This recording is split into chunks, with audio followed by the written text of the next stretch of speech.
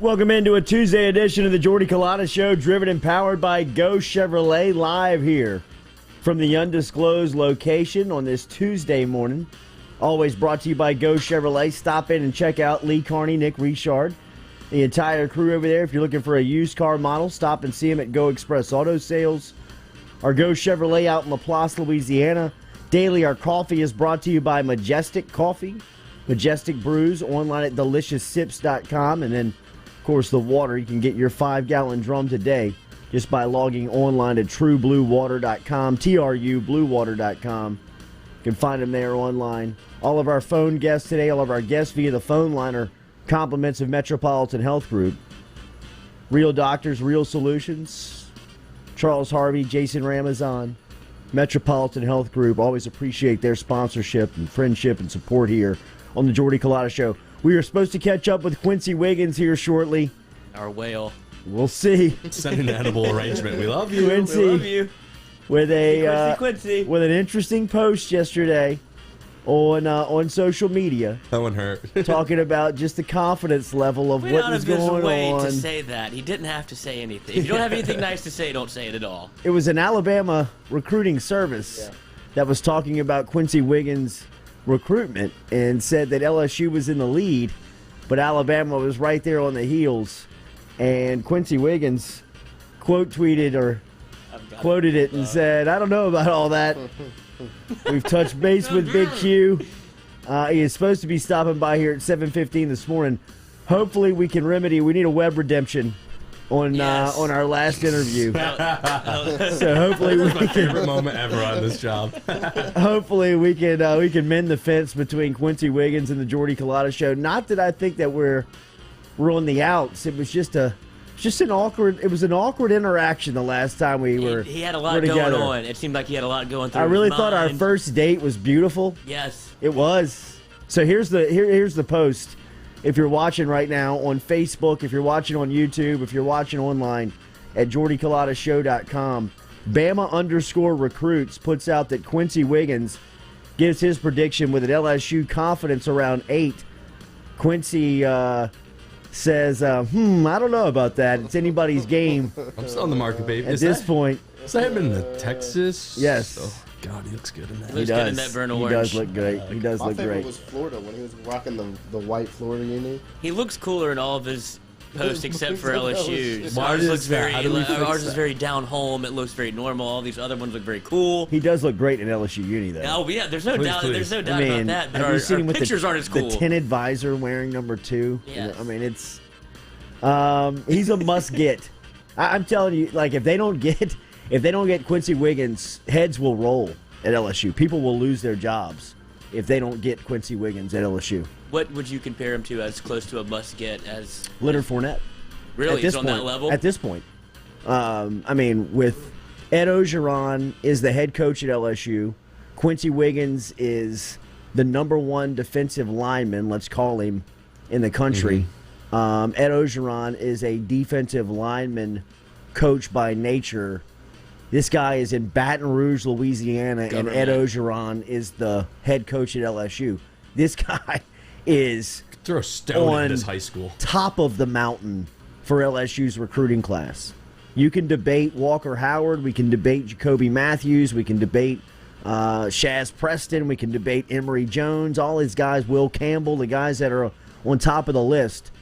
But there is more of a premium that is put on the position of quarterback and defensive end than any others in football.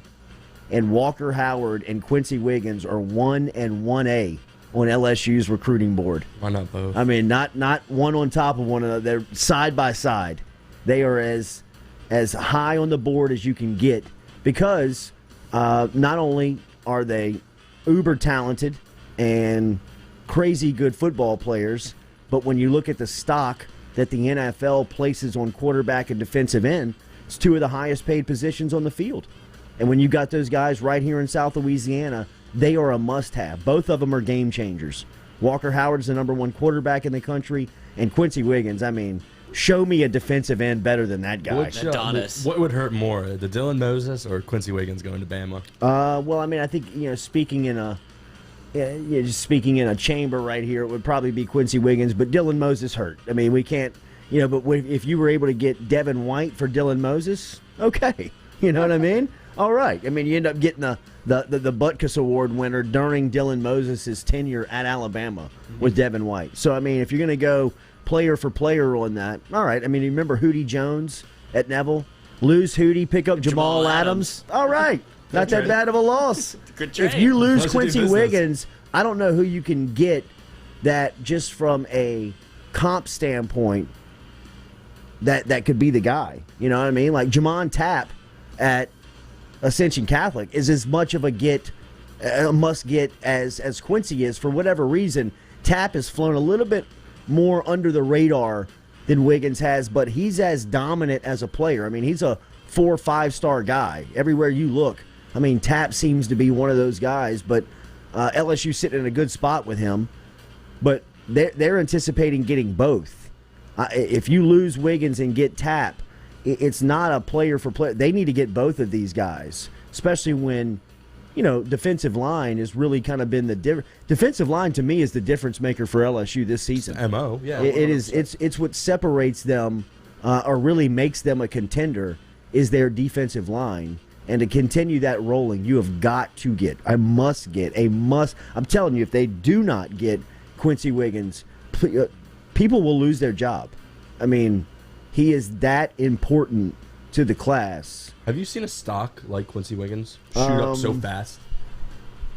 I'm sure there has been somebody, shooting. But I mean, he has been Apple. I mean, his stock is on the. I mean, it is an arrow shooting directly into the sky. I mean, and it's still ascending, still going, because behind the scenes, what people probably, if you know Madison Prep, and you know the style that they play over there, and just kind of the program that they run, Jeff Jones is holding Quincy Wiggins accountable every day. Like, Quincy Wiggins isn't blowing up in recruiting and not showing up for workouts. Like, he's not getting the opportunity to go to Austin, Texas, and miss what's going on at Madison Prep during the week. He's making sure that all that stuff is taken care of, and that he's on time, and that he is taking care of his business. So, I mean, Quincy Wiggins' senior year, I don't think people are ready for it. I really don't. I mean, I don't, because he was a flash in the pan last year. I mean, he was on the radar, a bolt of electricity, just kind of like kind of zapped you. Like, whoa, who is that guy? You didn't see enough of him to say he could potentially be. He could maybe be the number 1 player in the country. You know what I mean? Like, potentially he could have a senior season that could elevate him into the conversation of the top 10 players in recruiting this cycle. So he got hit by COVID probably worse than anybody then, in terms of just not having enough games to be able to play and put yourself out there. And the camps is where I feel like we've been along on the ride with him. Like, whenever we first had him, whenever we first had him on, it was kind of whenever it started to ascend after that first camp. Right. And it's been nothing but Texas, Alabama, Florida, any big time offer. The video that showed him and Campbell, I think, was just what everybody needed in that world to see, to say, oh my God. Well, the story. You know what I mean? Like, look at these two monsters going one-on-one with each other, and both of them, landing punches. I think if you would have said, 4 months ago, hey, Will Campbell's going to match up with some defensive end out of Baton Rouge, out of Madison Prep at the LSU camp, well, he's going to dominate him, right? And then to see it on film and see those cats get, go punch for punch, and see Wiggins just as talented as Campbell is. I mean, there was a lot of people watching that, I'd imagine, that were like, holy shit, look at this guy. I mean, look at the skill set on this cat. The response was, if that's not a 5-star, I don't know. Well, yeah, it was Sonny Ship. We had him on yesterday, and he was the first one to say, he's like, I've never seen reps like that. That's the best I've ever seen. The best who I've ever seen go at it. And Sonny Ship has seen everybody go at it. So, I mean, hopefully the interview goes great today. We'll see. I got a good feeling. A-Bears Specialty Meats brings you the Jordy Culotta Show. Stop in and see A-Bears on Jefferson Highway and out on Highway 73 in Prairieville if you want to stop and see them there. They're right there in the Dutchtown Shopping Center, right next to Dutchtown High School. Stop in and see A-Bears. freezer full of selections for you. If you want to start the week off, like we said yesterday, you want to pick up one of the deboned stuffed chickens over there at A-Bears. You can take it home, throw it in the oven, and have a 2 or 3 nights of something to eat on for the family. Very easy. Stop in and see them at A-Bears. They got lunch specials on Jefferson Highway, and then of course they got the great selections just like they do on Jefferson out in Prairieville on Highway 73. So stop in and check them out there as A-Bears Specialty Meats proud supporter here. Noah's here, Jack is here, Lloyd is here. Obviously, Katie's still out dealing with. They got some stuff happening over there with their house. And some sick kids, so she's staying sick home. Sick kids and dirty floors. Playing mom, and and it is so she's out another day here on the Jordy Culotta Show. We will talk to Jeff Duncan coming up here at 8 o'clock this morning. Obviously, we'll talk to Duncan about what's going on with the New Orleans Saints. We'll get his thoughts on some of the moves here lately. We'll also ask him one about the Pelicans here in the offseason, who their summer league team's 4-0, but will not be playing in the playoffs and the championship due to the format this season. They look like they're coming to long-term terms with Josh Hart.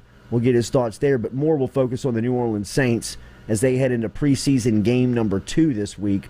Cut on the way. I believe there's one cut. Luke Kamara got I saw asked. that, but I think there's a NFL mandated cut. Got to get down to 80. 80 or 85? I think they just got down to 85 on Monday because I only know this because Hard Knocks is tonight. Yes. And so you'll see those first round of cuts, I'd imagine, today. And right. then they got to get back. Turnovers so fast. Yeah, I know. Hate to see it. Nature of the beast. Nature of the beast. Yeah. Now, have you ever seen, I've only seen a couple of Hard Knocks. I think last year was the one where I saw one guy actually go back and forth with the coach, like, "Why are you cutting me?" And he's like, "Are you kidding me right now? Because of this? Like, what are you doing? You're off the team. I don't know what to tell you." Yeah, right. Back to shit. Get out of here. Do you think this is gonna help? Right. All right. So stick around. We'll talk to Jeff Duncan about what the New Orleans Saints are going to look like after their first wave of cuts and what to expect here in preseason game number 2. Give me 45 seconds. Reset. We'll be back with Quincy Wiggins here on the Jordy Culotta Show, presented daily by Go Chevrolet.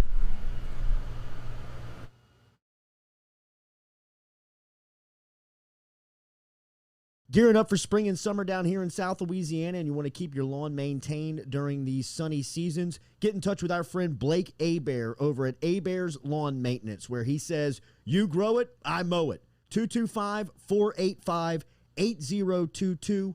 225-485-8022 is where you can find Abear's Lawn and Maintenance, the official lawn and maintenance company of the undisclosed location. True Blue Water, true hydration at its finest.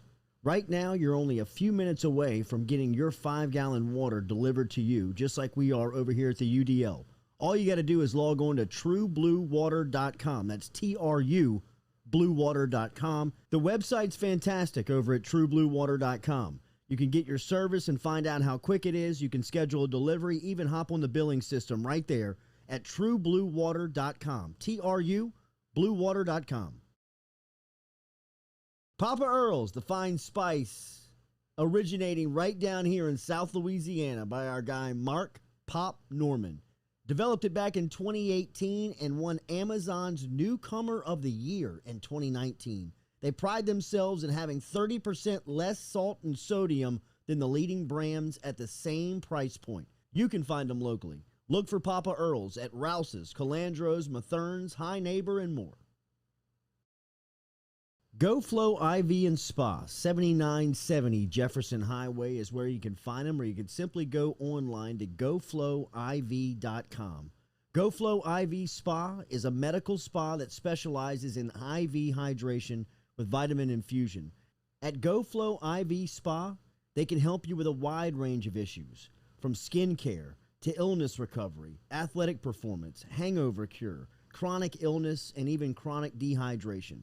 GoFlowIV.com or stop in and see them, 7970 Jefferson Highway.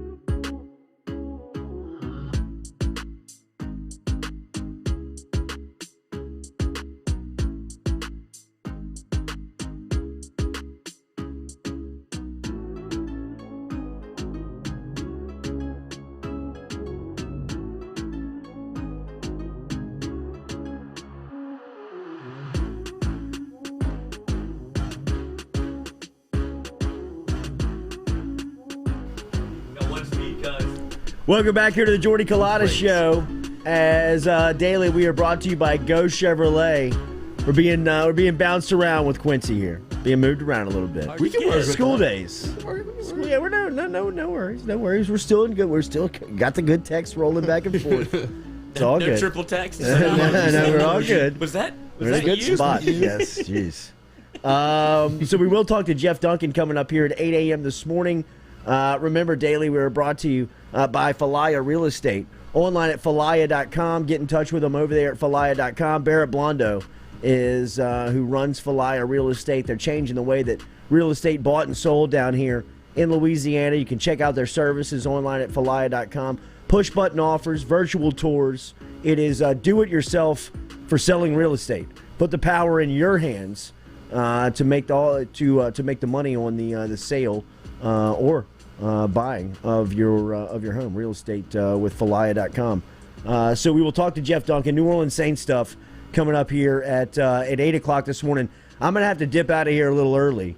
Got to take a little Jay to get a physical. Yes, they don't do that on the. I guess the youngsters. I mean, on the kids. Never mind. You know what I mean? That conversation. But I mean, they grab them like kind of in the rib cage. Well, they did it for when did this medical change happen? I guess it was like in high school. You know what I mean? I guess it's like physical. after you go. I mean, I guess they start cupping your balls and ask you to cough. Dude, I was like 8 and they do that. Really? Did my doctor go to jail? That's that Northeast. Yeah, New York and Connecticut, you weird for the spots, Olympics? right? Yeah, I was just gonna say. Weird I spots. don't do gymnastics. I never had to get a physical. Ever? Just let the dad write the note. Your well, medical sure. history, well, sure. Goff. I have no idea. I could have testicular cancer. I wouldn't even know. Nobody's touched these. No doctor. But I mean, he had a physical last season, and I mean, I was Didn't get it kind here. of like gearing him up. I'm like, because like the last one I had, I mean, Touch your balls. was in high school. talking about, Yeah, Dad? he was like, say what? And I'm like, yeah, but I'll be in the room with you, buddy. I don't want that either. Yeah, right. But I mean, I was like, like the last physical I had, I mean, they like cup your balls and tell you to cough, and they check to see if you got. You're checking on a hernia, right? I mean, Yeah, I checking to guess. see, I hope. So like he's like wrapping up last year, and I'm like, no cough, and he's like, You're against the door? Yeah. No, I was in there. Oh, okay. Yeah, right. Doctors And he's like, is- no, he grabbed him under the rib cage, and he kind of did that thing like, okay, now cough, and then he's like pushing in on his stomach. All good. Yeah, we're all good. Okay. We're all good. We're all good. That is whenever you do I would imagine. I just remember my friends being like, whenever we went to like the high school physical day, it's just in front of everybody. Right. Like it's Right. like lines 100 deep, and I never went to that. Went to You my did- doctor. My doctor didn't do the whole cup. She just Oh, was it she? it was a she. Oh, and she just so you wanted it to happen? Yeah. What could have been? As soon as she closes the door, You sure? I think I have a excuse hernia. me, it's not. We're not at that part of the exam yet, sir. You sure? Oh, really? Sorry. Sorry. Um, Have you heard of the Bus Brothers? Speaking of the Bus Brothers, Andrew Messina says, I apologize if I missed it yesterday, but shout out to Noah for going viral. That was awesome to see. The world needs more of that. I agree, Andrew. I mean, to see the amount of publicity and the amount of promotion that story has gotten is does give you at least a little bit of the good feels that there is good out there still, and it is our boy Noah. It's right there. Who is doing that. So it is great to see that getting the world news coverage that it got over the last 48 hours, because if you're watching the world news right now, it is wow. It's a tough place right now, man. It is it's been exhausting, more exhausting than usual to keep up with the world news over the last 48 hours or so, and I'm sure everybody is watching and keeping up what's going on in Afghanistan. And I'm not getting political or getting into Bunkers, the that'd be story, but fun. it is just some of the images that are coming across and coming out of that country and through social media on the tarmac of the airport, and with naval planes taking off headed back towards America with Afghanis hanging from the Afghanistanis. the No, it'd be Afghani. the wheels and the landing gear of the naval planes are some of the images that just you'll Harrowing. I mean, it Saigon. is crazy to see. So I agree, Andrew. I appreciate you for pointing out the good story of the Bus Bros and Noah and what they have going on. If you haven't seen it, ABC tweeted it out. Kaylee Hartung quote tweeted it. It's all over the place on social media. Speaking of what else everybody else is talking about is the AP Top 25 that was put out in college football yesterday. And some usual suspects at the top. I don't think a lot of people will be surprised to see the top 5 consisting of 1 Alabama, 2 Oklahoma. Clemson is number 3, Ohio State number 4, and Georgia rounds out the top 5. Texas A&M comes in at 6, and LSU is down at 16. Much like we talked about last week with the coaches poll, and LSU sitting at 13 in that preseason spot. I think this is a perfect starting spot for this LSU team. Probably a little undervalued at 16 if we're being completely honest. But from a starting spot and what LSU has in front of them, from the schedule, the SEC, the non-conference opponent to start the season off in Los Angeles versus UCLA, all of this stuff can be taken care of as far as, moving up the ladder and taking care of, as long as you take care of what's, in front of you on the field. I love this starting spot. It's a little bit from behind, a little bit forgotten, unseen, where you can kind of sneak out of the patch and climb up this thing pretty quickly if you take care of business. But, as long as you're in the SEC and as long as you play that schedule, the starting spot really doesn't matter. It really doesn't. It's good for us to speak about it. It's good for us to give us preseason chatter to talk about. But really and truly, as long as you go through an SEC schedule and you win, you take care of business. That's a lot tougher said than done. But really, when you do, it doesn't matter where you start from. I know, but I hate that argument because so many other teams that are ahead of us or ahead of LSU, they don't have to make that argument. Like, LSU is only where it is because it seems like they expect them to drop a couple games. Like, all right, 16 out of sight, out of mind. These other, like, you look at Clemson, you look at Iowa State, Cincinnati, Notre Dame, North Carolina. They don't have to go through the gambit that LSU has to go through. So it's almost like you put them in this spot to lose. It's easier to drop LSU back as opposed to when you look at, right? Like, because with all intents and purposes, if LSU runs the table like you say, they'll hop all these teams, like, because of their schedule.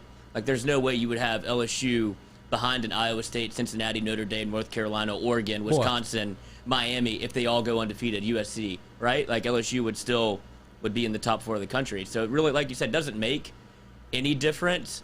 But the fact of the matter is LSU probably will not run the table. They won't go undefeated. Right, no. And then you have these other teams that just puts LSU almost behind the 8 ball to start. Because even if you lose the first game to UCLA, you go from 16 to 25. Like, you might drop out the top 25 with the week 1 loss.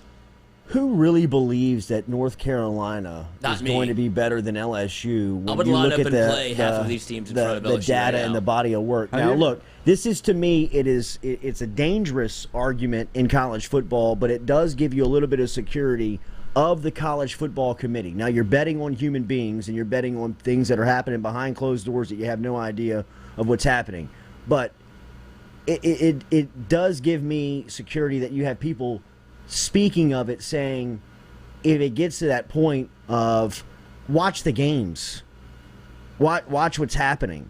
And I still think that close losses in the SEC are way better than blowouts in the ACC, right? And with a College Football Committee watching that, I think those are the things that are being debated, and really and truly that's the task and why they're there. How much? Do you think they're watching all these games? Because I firmly believe they are not. I think that they're watching the LSUs of the world. I think that they're watching the high-end brands of the world. I think they're watching the best games. I think they're like, what a gig. They're like college football fans. Well, are they?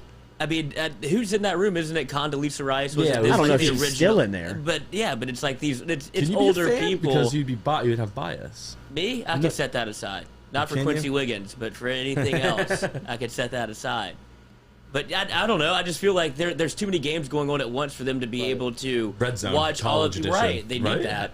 I don't know if it exists.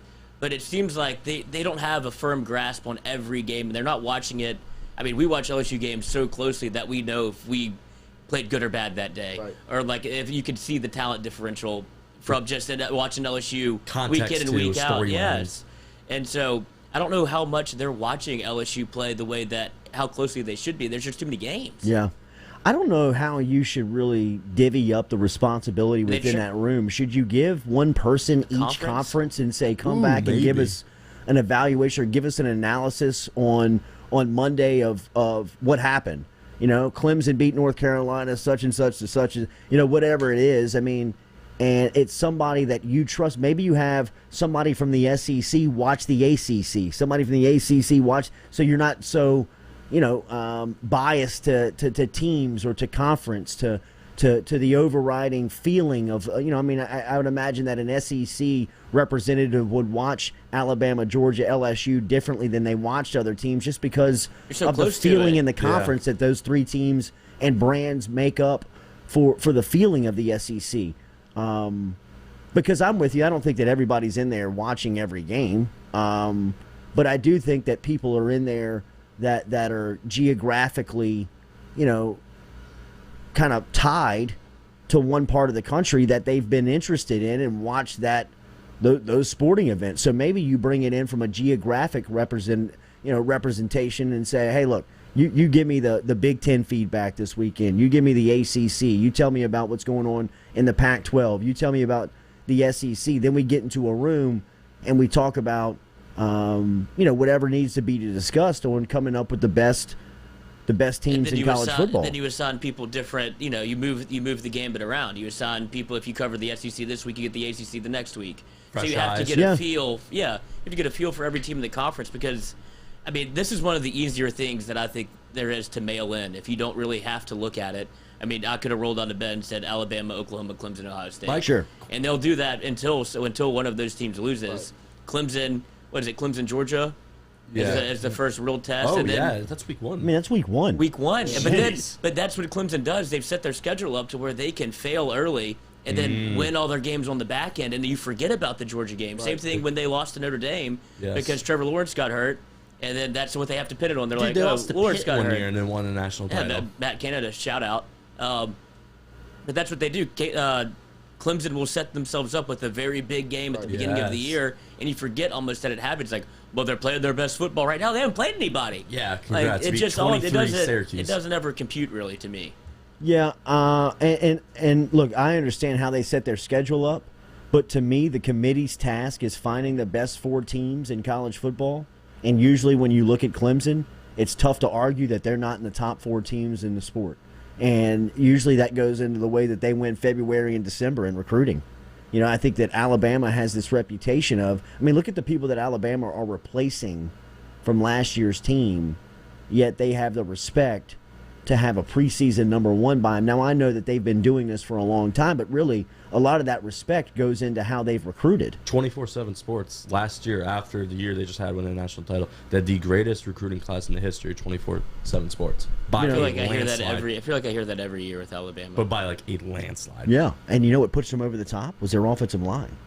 They had 5 top 30 offensive linemen in last year's class. And I think that when you talk about the difference of not just Alabama to LSU, Alabama to everybody else, that is Ohio it. State. That's it. I mean, that is where Clemson, Ohio State, LSU, and Georgia, and not necessarily Oklahoma, because I think you see Oklahoma get exposed when they go against teams like LSU and teams from the SEC that have speed and size in the trenches. I mean, LSU is championship ready from a defensive line standpoint.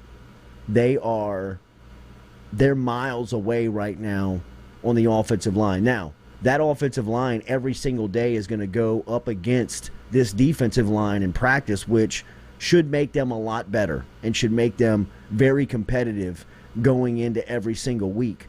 I do think that this is the overall weakness of LSU's team, though, still.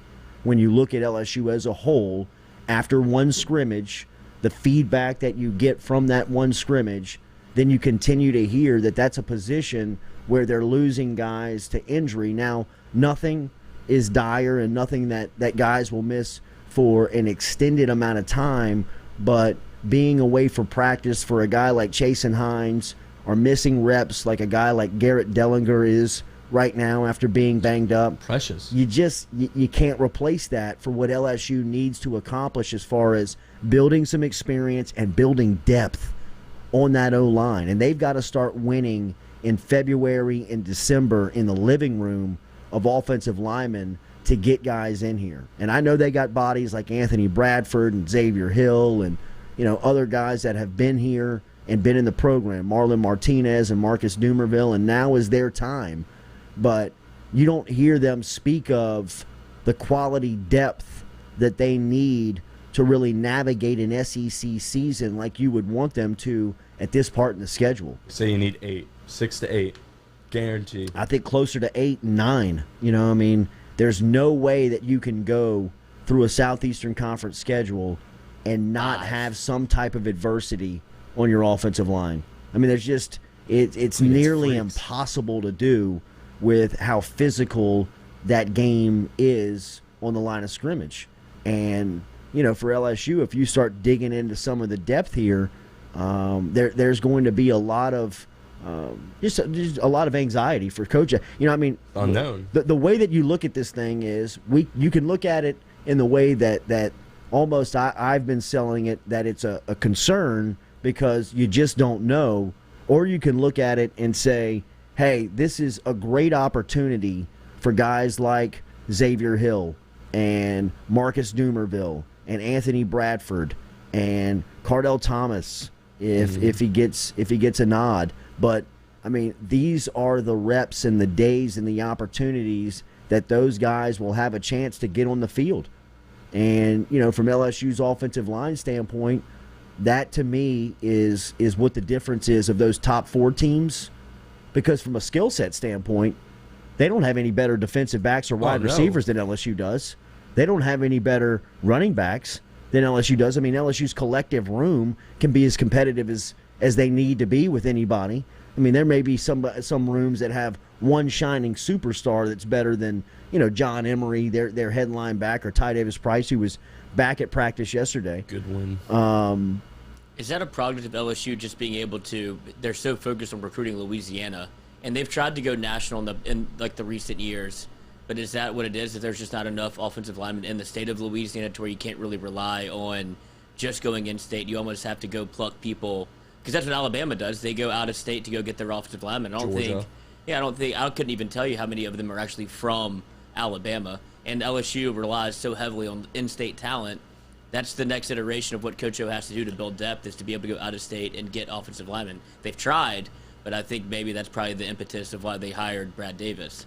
Well, Alabama just got those 2 twins from Texas, who are the 2 top offensive linemen in the country. They also got the kid out of IMG, who was one of the top tackles in the country. You need to put your foot in. LSU has a great opportunity this recruiting cycle with offensive linemen to really make up some ground. Emory Jones is a guy who's going to play a lot of football. Will Campbell's a guy who's going to play a ton of football for you.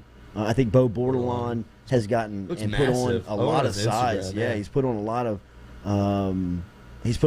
weight, a lot of strength here going into his senior season.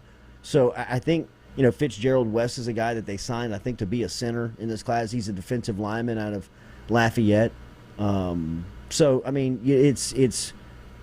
It's in my opinion, that is the difference between the top 4 teams in the country and everybody else. Not just LSU, everybody else. Question for the now: how do you put makeup on the pig? How do you hide the O-line flaws?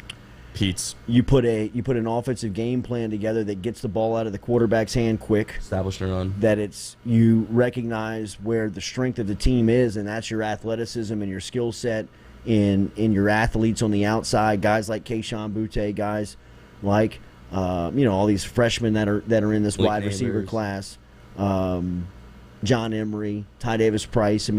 Get these guys the ball in space. Get the ball out of your hand from a quarterback standpoint, and let them make plays. And don't expose your offensive line. Don't allow them to hold blocks for more than 2 to 3 seconds. Don't allow them to be exposed with one-on-ones with defensive ends of guys that, look like Quincy Wiggins 3 years from now. So, I mean, a lot of what we saw with Brady and Burrow, you know what I mean? Easier said than done. Yes, very much easier said than done. But, I mean, that offensive line that won the Joe Moore Award in 2019, I mean, that should be the Joe Burrow Award, not the Joe Moore Award. That should be the Joe Burrow Award for understanding how to really, get the ball out of his hand, never really get hit, never really expose his offensive line to holding blocks longer than they should, and, kind of putting them in positions where it's not easy, but it's not the most challenging either. I mean, it's very read, react, get the ball out of your hands and get the ball into space and let these guys make you look good. I think LSU needs to get back. That's how you hide an offensive line. Well, yeah, I mean, they would much prefer to run block than pass block. So that's where I think that you can hide them a little bit. Is to be able to, you got to be able to run the football a little bit this year, because the numbers last year are well, in the conference, 13th, 3.3 yards, 3.3 yards a carry, 13th in the conference, and you can't win with that. I mean, I'm not saying that their offense is going to be run and shoot where they're just getting the ball in and out of their hands quick. I mean, they're going to have to run the football because I do believe that they feel and have confidence in their front five guys, in their offensive line. They love Ed Ingram. I mean, they think Ed Ingram's going to be a pro. Anytime they need a yard this season, I think they're going to line up and just run right behind 70. Hell, they have that type of, He's just played the most games in LSU history. I don't know if that's a good or a bad thing. You know what I mean? Like, really, you know what I mean? It's great experience, but from the standpoint of, you know what I'm saying, is he played that. Why hasn't he made the leap yet? Right. I mean, it's time for him to become an all-conference type player. You know what I mean? But you would think if he hadn't made that leap by now, what would make him get there in year 5? But from an SEC starting caliber tackle, solid. He's very solid. I think that they're confident in Deculus being your number 1 right tackle. Very nervous about what's going to happen at right guard. With Chase and Hines, probably the guy, but he's missing time. He's banged up. He's missing reps. These reps are very crucial in the development and quality of getting an offensive lineman ready to play. At center, it seems like Liam Shanahan is having a really good camp. To me, he is, we've said this before, he's one of the most indisposable players on this team. Like, he is the one, he's one of those guys that, Stingley, Butte, Johnson. I mean, one of these crucial guys you can't lose. I think Shanahan's in that mix because if he goes down, I would say it'd be Hines. I thought it'd be Chase and Hines. Chase and Hines, he's taking reps so if Shanahan goes down, not only do you shuffles everything again. You lose 2 positions because you got to shift Hines to center, and now you got to find a new right guard. Yeah. It just goes into not having quality depth, and that is the example of what we talk about. Why LSU is 16th rather than 6th, rather than 4th. The top 4 teams in the country, in my opinion, are too deep. They're 10 deep from a confidence standpoint on the offensive line of guys that and true backups, like a true backup center, a true backup left tackle, not a backup that if he goes down, you got to shift this guy here, and you got to move this guy here, and you got to swap that guy there. A true backup at each position where if one goes down, you can insert another one. LSU's got to get there from a recruiting standpoint, and I do think that's a lot of the reason, the majority of the reason, that Brad Davis was brought in to start winning those wars in February and December in the living room and giving yourself an opportunity to compete September through December. Don't you think that would be the next move? Because Coach O said he wanted to put an emphasis on defensive line play and getting defensive line recruits in. So he got too deep on the defensive line, and it took a couple of years, but that's how those things were. The wheels of change move slowly. Is the offensive line his next focus to be able to get to? I mean, I think it has to be whenever you make a coaching change the way you did almost mid-season. Well, mid-camp, essentially, whenever you're doing the recruiting and you pull James Craig out, insert Brad Davis. I think that they're realize that they're losing that war in the trenches on the offensive side. So I would imagine that would be his focus from now on, is to get you're too deep on the defensive line, and you'll always be able to do that, it feels like.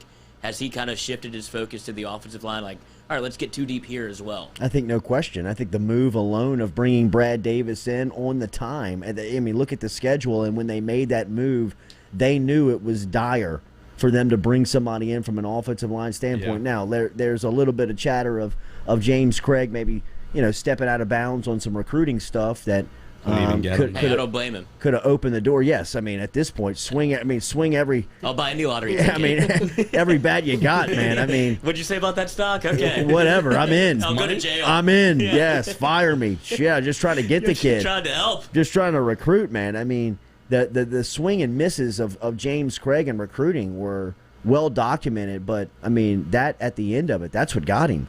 I mean, you can't swing and miss as much as you did at LSU from an offensive line perspective, especially if these guys' top priority, some of them is playing time. I mean, that's all you got. That's all you got to sell.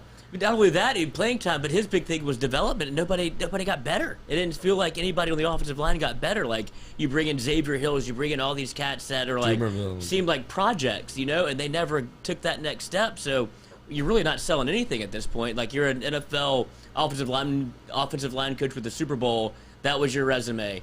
And so that seems like you'd be able to develop some of these, guys that you bring in that aren't exactly pitch perfect, but they never got any better.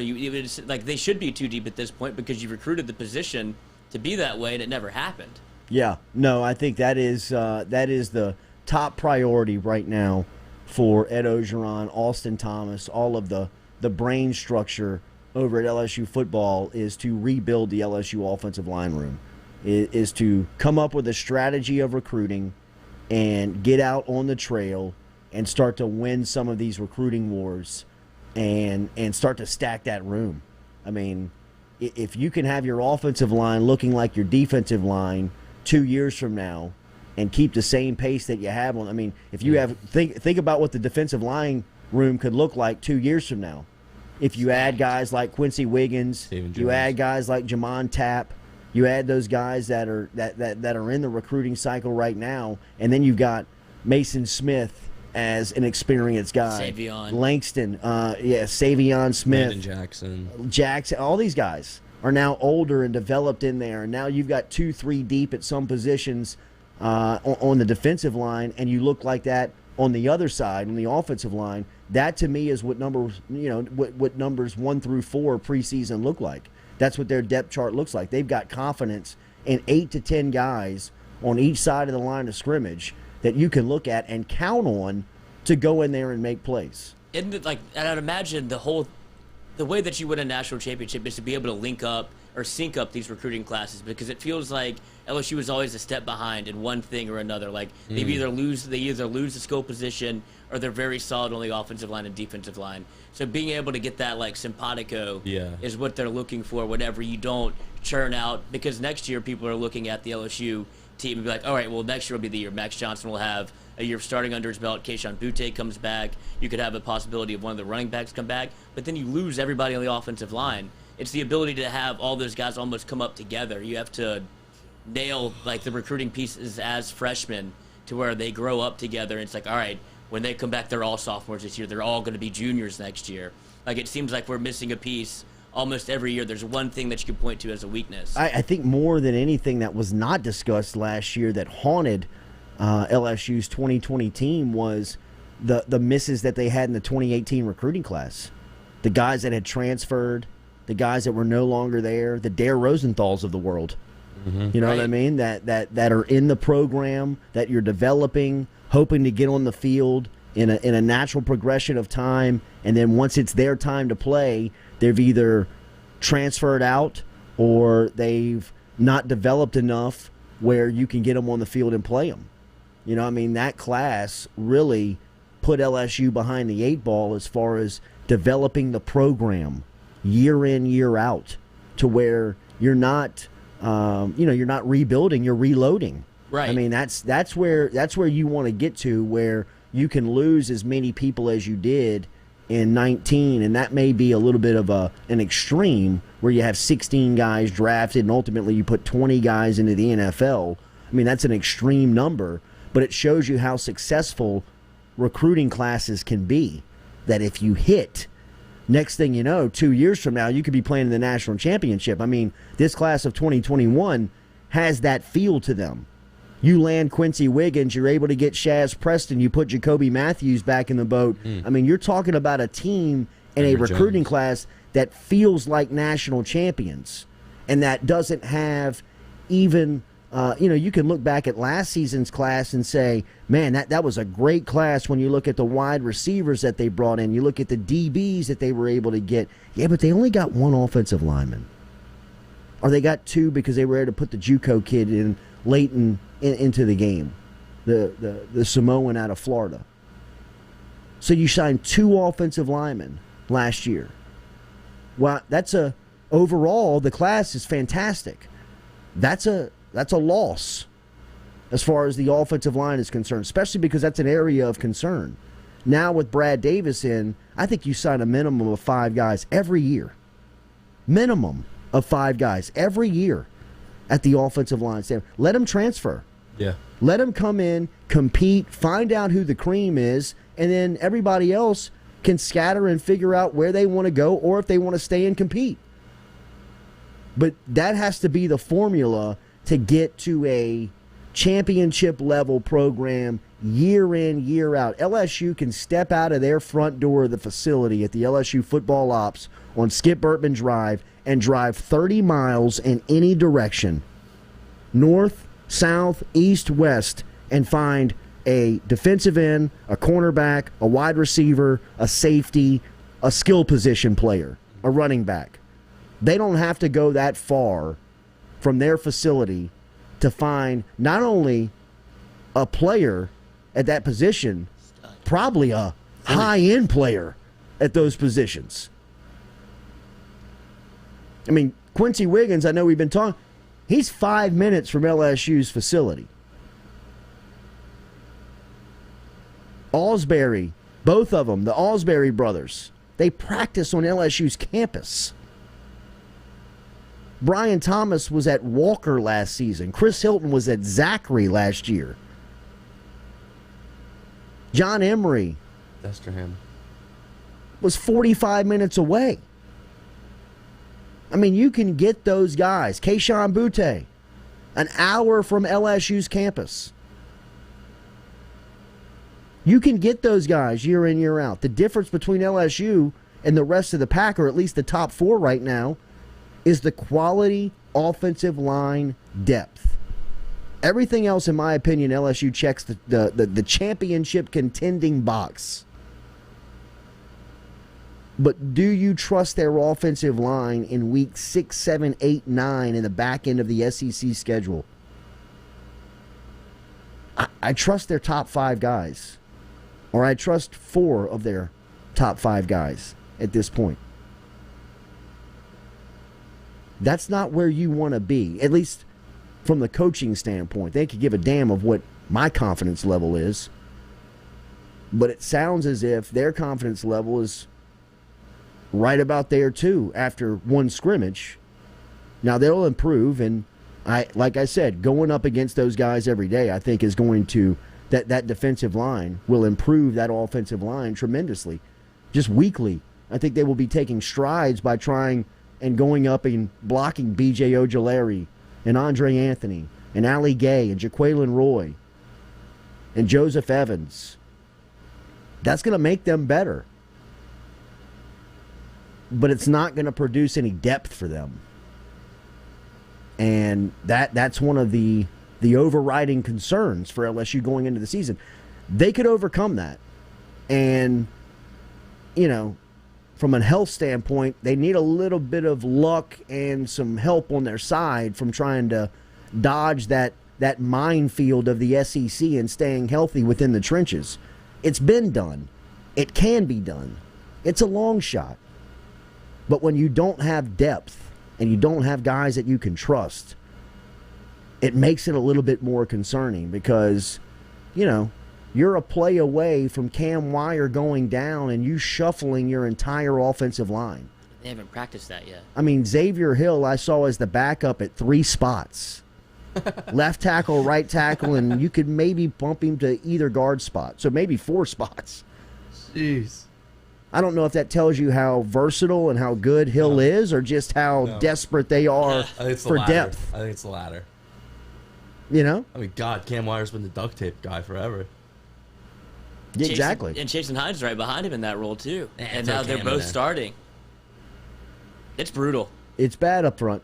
It's bad. Just the depth. Yeah, They've got good the players. Are good, but They've got good players. It's just it's a scary place to be skinny. Yes, it is. It is very much a scary, and especially in August. I mean, a long road to go, bro. That is a long road to travel here, man. Still a lot of track in front of us. Daily, we're brought to you by Hub International Insurance. Remember, you can get in touch. Wilkerson ain't walking through that door. With Hub International. If you sometimes feel like your broker or agent that manages your health plan is just pushing the easy button, let them fill in some of the most recent strategies controlling cost regarding your health plan over at Hub International Insurance. The Affordable Health Care Act is here to stay. If you're a business owner, have you addressed all the requirements regarding your group's health plan? Let Scott Daugherty help you out over at Hub International Insurance. Give me an email if you have any questions. We'll get it over to Scott. He'll answer all of those for you today. When we come back, we'll talk some New Orleans Saints. Jeff Duncan, who's back over at NOLA.com at the Times-Pic, will give us some of the insight from the Saints here after week 1 or after scrimmage number 1, preseason game number 1, what some of the storylines here around the New Orleans practice fields heading back into a preseason action with some cuts that already happened earlier this week and another cut on the horizon. We'll talk to Jeff Duncan next here on the Jordy Culotta Show, presented daily by Go Chevrolet.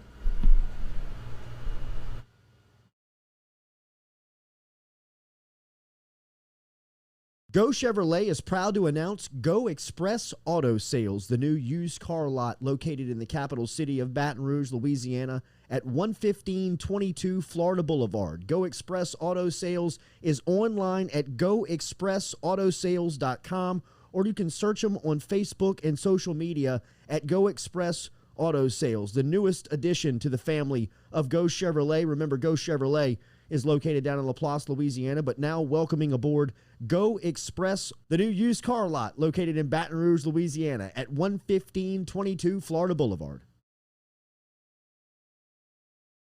Gearing up for spring and summer down here in South Louisiana, and you want to keep your lawn maintained during these sunny seasons, get in touch with our friend Blake Hebert over at Hebert's Lawn Maintenance, where he says, you grow it, I mow it. 225-485-8022.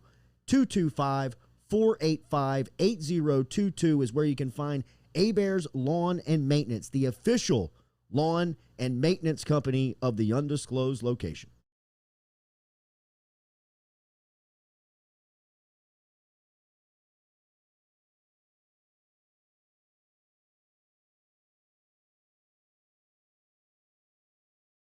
Papa Earl's, the fine spice, originating right down here in South Louisiana by our guy Mark Pop Norman. Developed it back in 2018 and won Amazon's Newcomer of the Year in 2019. They pride themselves in having 30% less salt and sodium than the leading brands at the same price point. You can find them locally. Look for Papa Earl's at Rouse's, Calandro's, Mathern's, High Neighbor, and more. Hebert's Specialty Meats, home to the finest boudin in South Louisiana. 2 spots right here in Baton Rouge and out in Prairieville. Stop in and see them in the Dutchtown Shopping Center on Highway 73 or right here in Baton Rouge on Jefferson Highway. Online, hebertsmarkets.com, and they're all over social media. You can find them on Facebook. You can find them on Instagram. Hebert's combines perfect seasoning with that authentic Cajun flavor. Find out for yourself. Baton Rouge on Jefferson Highway and in Prairieville on Highway 73. hebertsmarkets.com. 7, 6, 5, 4, 3, 2, 1. You'll never have the sacred stone. Oh, this you crazy mother.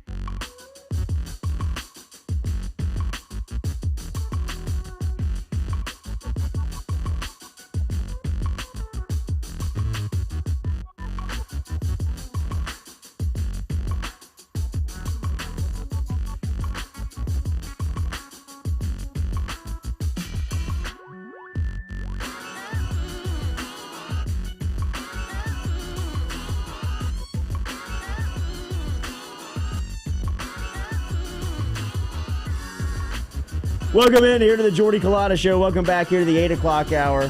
I got to skirt out of here in a little bit, take a little Jay to get a physical here for football season. The boys will keep the train rolling. I can't believe that. What if Quincy calls while you're gone? Well, then we'll patch him in.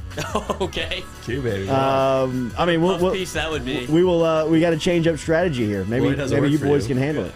At Jeff Duncan _ Jeff Duncan is going to be our next guest here. He is back at the Times-Pic, back over at NOLA.com. Something just feel right. It feels right that Jeff Duncan is over at NOLA.com and the Times-Pic, writing and covering the Saints over there, doing great work just like he always does. If you have not picked up your copy of the Peyton and Breeze book, The Men Who Built the Greatest Offense in NFL History, Jeff Duncan is the author there. Really shows off his relationships that he's got with both Breeze and Peyton there, and has incredible information and insight and background on that relationship, on how it functions in the working relationship to off the field, and how those guys are how they're friends as well. Jeff is back with us here this morning on the Jordy Culotta Show. Good morning, sir. How are you? Jordy, I'm doing great, man. It's a beautiful sunny day down here in New Orleans. Getting ready to head to camp, and I found out we're going inside, so I can't work on my tan today. Beautiful. It is a beautiful day here in South Louisiana as the Saints move inside for practice. Jeff, 6 turnovers, obviously the storyline, but everybody's talking about the quarterback. I said yesterday, if you were trying to evaluate what you saw on Saturday night, I felt like it was a draw. I felt like it was a push. What did you see from the signal callers? Yeah, I felt the same way, Jordy. I was really looking less at the actual stats and really concentrating more on just the efficiency, the command of the huddle, knowing where to go with the ball, decisiveness, tempo in the offense. All those things I thought looked good from both guys. The stats will come. It's somewhat limited in the personnel that the Saints had on the field. Neither starting tackle was out there. Alvin Kamara wasn't out there. So you're really best served to just see how these guys are controlling and running the offense. And I thought both of them in that regard were good. I don't think either one of them has separated themselves at all from the other in this competition. And I think if it comes down to that close of a decision, I do think they'll end up going with Jameis Winston just because of his track record. If they do that, is Taysom Hill still used like Taysom Hill has been used the last couple of seasons, or is he the backup quarterback on this team? No, I think you get Taysom Hill on the field. If he doesn't win the job, he's too good of a playmaker, too big of an offensive weapon to just let him sit over there with a clipboard. They're going to put him out there, and then that becomes an interesting situation. Are you comfortable with Ian Book being the backup, or do you have to keep Trevor Siemian, more experienced guy who has definitely not outperformed Ian Book in practice so far? I think that's going to be an interesting situation when it gets to that point. Jeff Duncan joining us here on the Jordy Culotta Show. Make sure and follow him on Twitter at Jeff Duncan _ to keep up with the latest of what's happening over at New Orleans Saints camp. Good signs on Saturday night, seeing Mike Thomas on the sideline, throwing the ball back and forth. He did have the boot on, but more importantly, he had a smile on his face. What are you hearing on the status of Thomas, and after last week's discussions with Sean Payton, kind of where he sits going into the season? Well, I think everyone's on the same page now, and I think that meeting needed to happen. It was a very unusual situation, Jordy. The Saints never have these breakdowns of communication in their from their management to their roster. It just doesn't happen. So for that to have gotten to the point it did was highly rare. It was just rare. Mm-hmm. And I know that Sean Payton, who really believes in laying everything out there on the table and not holding anything back, I know he wanted to meet with Thomas, and he did. And I think going forward, we're not going to hear much about this. I don't think you're going to see either side chirping. I don't think you see a lot of social media. And I know that that's something that the Saints have communicated with Thomas as well. They want him in the building as often as he can be. He's a leader in the wide receiver room. They're paying him to be a leader on the team. So they want him around. He has to rehab in Philadelphia, but they want him back as often as he can. I think he'll be here.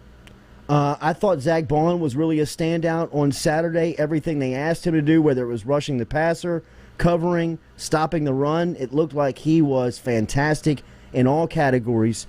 What do you know about the second-year player? I know last year was a wash with him, and then the expectations for him on the second level. I thought he really looked good on Saturday night.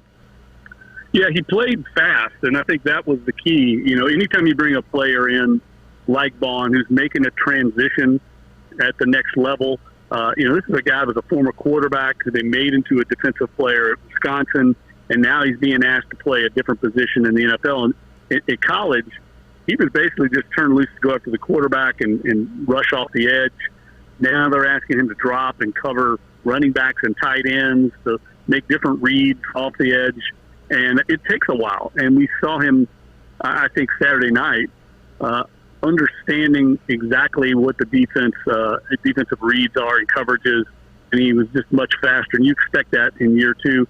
They've been high on him all along. I know a lot of people have questioned that draft pick, but internally the Saints believe, and even, let me just say this, he's a very smart guy, he gets it, he works hard, he wants to be good, and that's half the battle at this level. So I think they had to be encouraged by what they saw from him. Jeff is joining us here. You can find Jeff on Twitter at Jeff Duncan _. It looks like it's challenging to find a backup for Alvin Kamara. There are bright signs at that running back spot, but not good for Latavius Murray and the turnovers on Saturday night. No, and that feels to me like just an anomaly. I think all those fumbles by the ball carriers was a byproduct of the Saints preseason not really going against any live tackling at all. I think only one day at camp did they bring people to the ground, and it looked like it. I mean, guys were just not ready for that kind of physical contact. Latavius Murray's track record is not as a fumbler. He's got great ball security throughout his career. The Saints, in particular, are one of the least fumbling teams in the league over the last decade. I'm not worried about the fumbles as much as I am some of the interceptions, because those are the kind of decisions that have hounded both Taysom Hill and Jameis Winston in the past. Those are part of their track record. That concerns me more than the fumble. Marcus Davenport was playing into the third quarter. What is the feeling on Davenport this season? Is he finally starting to become a leader that they were looking for in that defensive line? Well, Sean said that the reason Onyemata and Davenport were playing so many reps is they were just light on numbers. It was highly unusual to see starters out there in the third quarter. Davenport's had an unbelievable camp, but he's had big camps before, and then hits a speed bump during the season with either an injury or lack of production. He was going against third-string offensive linemen, so you have to kind of temper your enthusiasm a little bit. He should dominate those guys, and he did. That's what you want to see. But this is a huge year for Davenport. We all know he has not lived up to expectations so far because of a lot of different circumstances. But so far, I like what I've seen from him. Now, can he transition it to the regular season? Because this is a crossroads year for him in his career. If he does not perform, I don't know if he'll be back with the New Orleans Saints going forward. Jeff, Prince Mukamara cut. Paulson Adebo looks like a bright spot at that cornerback, but they are thin on numbers. What are they thinking here in training camp on what they're going to do at defensive back, especially on the outside? Well, they're going to do something. They're not going to start the season with Paulson Adebo or Patrick Robinson starting out. I'm sorry, Patrick Robinson or King Crawley starting outside. That is a goal for them to get that taken care of. Whether they sign a veteran at this point or try and make a trade, I know they've been working the trade market hard. It's just you have to have a trade partner to make it work. It takes two to tango. There are guys that they've talked to, guys like Josh Norman that are out there, but that to me is not the answer. I mean, Josh Norman did not play well last year in Buffalo. Prince Nakamura was also just kind of a Hail Mary to see if he still had it. He did not. Same thing, unfortunately, for Noah Spence, who they released, the defensive end. Some of these veteran guys that you see signed late, there's a reason they're on the street, especially at cornerback, a prime position in the NFL. In my opinion, if they can't work a trade, whoever they bring in probably going to be kind of a fallback option. Jeff, now that there's only 3 preseason games, does this weekend's game versus Jacksonville, this second preseason game, does it ultimately become what used to be the third preseason game where you play starters deep into the game and really try to analyze what you have here in camp? I don't know. That's a good question. I didn't think about that. I know we're going to see the starting quarterbacks or, the co-starters because that's part of this evaluation process. So in some ways, that's good. We get to see these guys perform. But I think in other cases, it's going to be a case-by-case basis.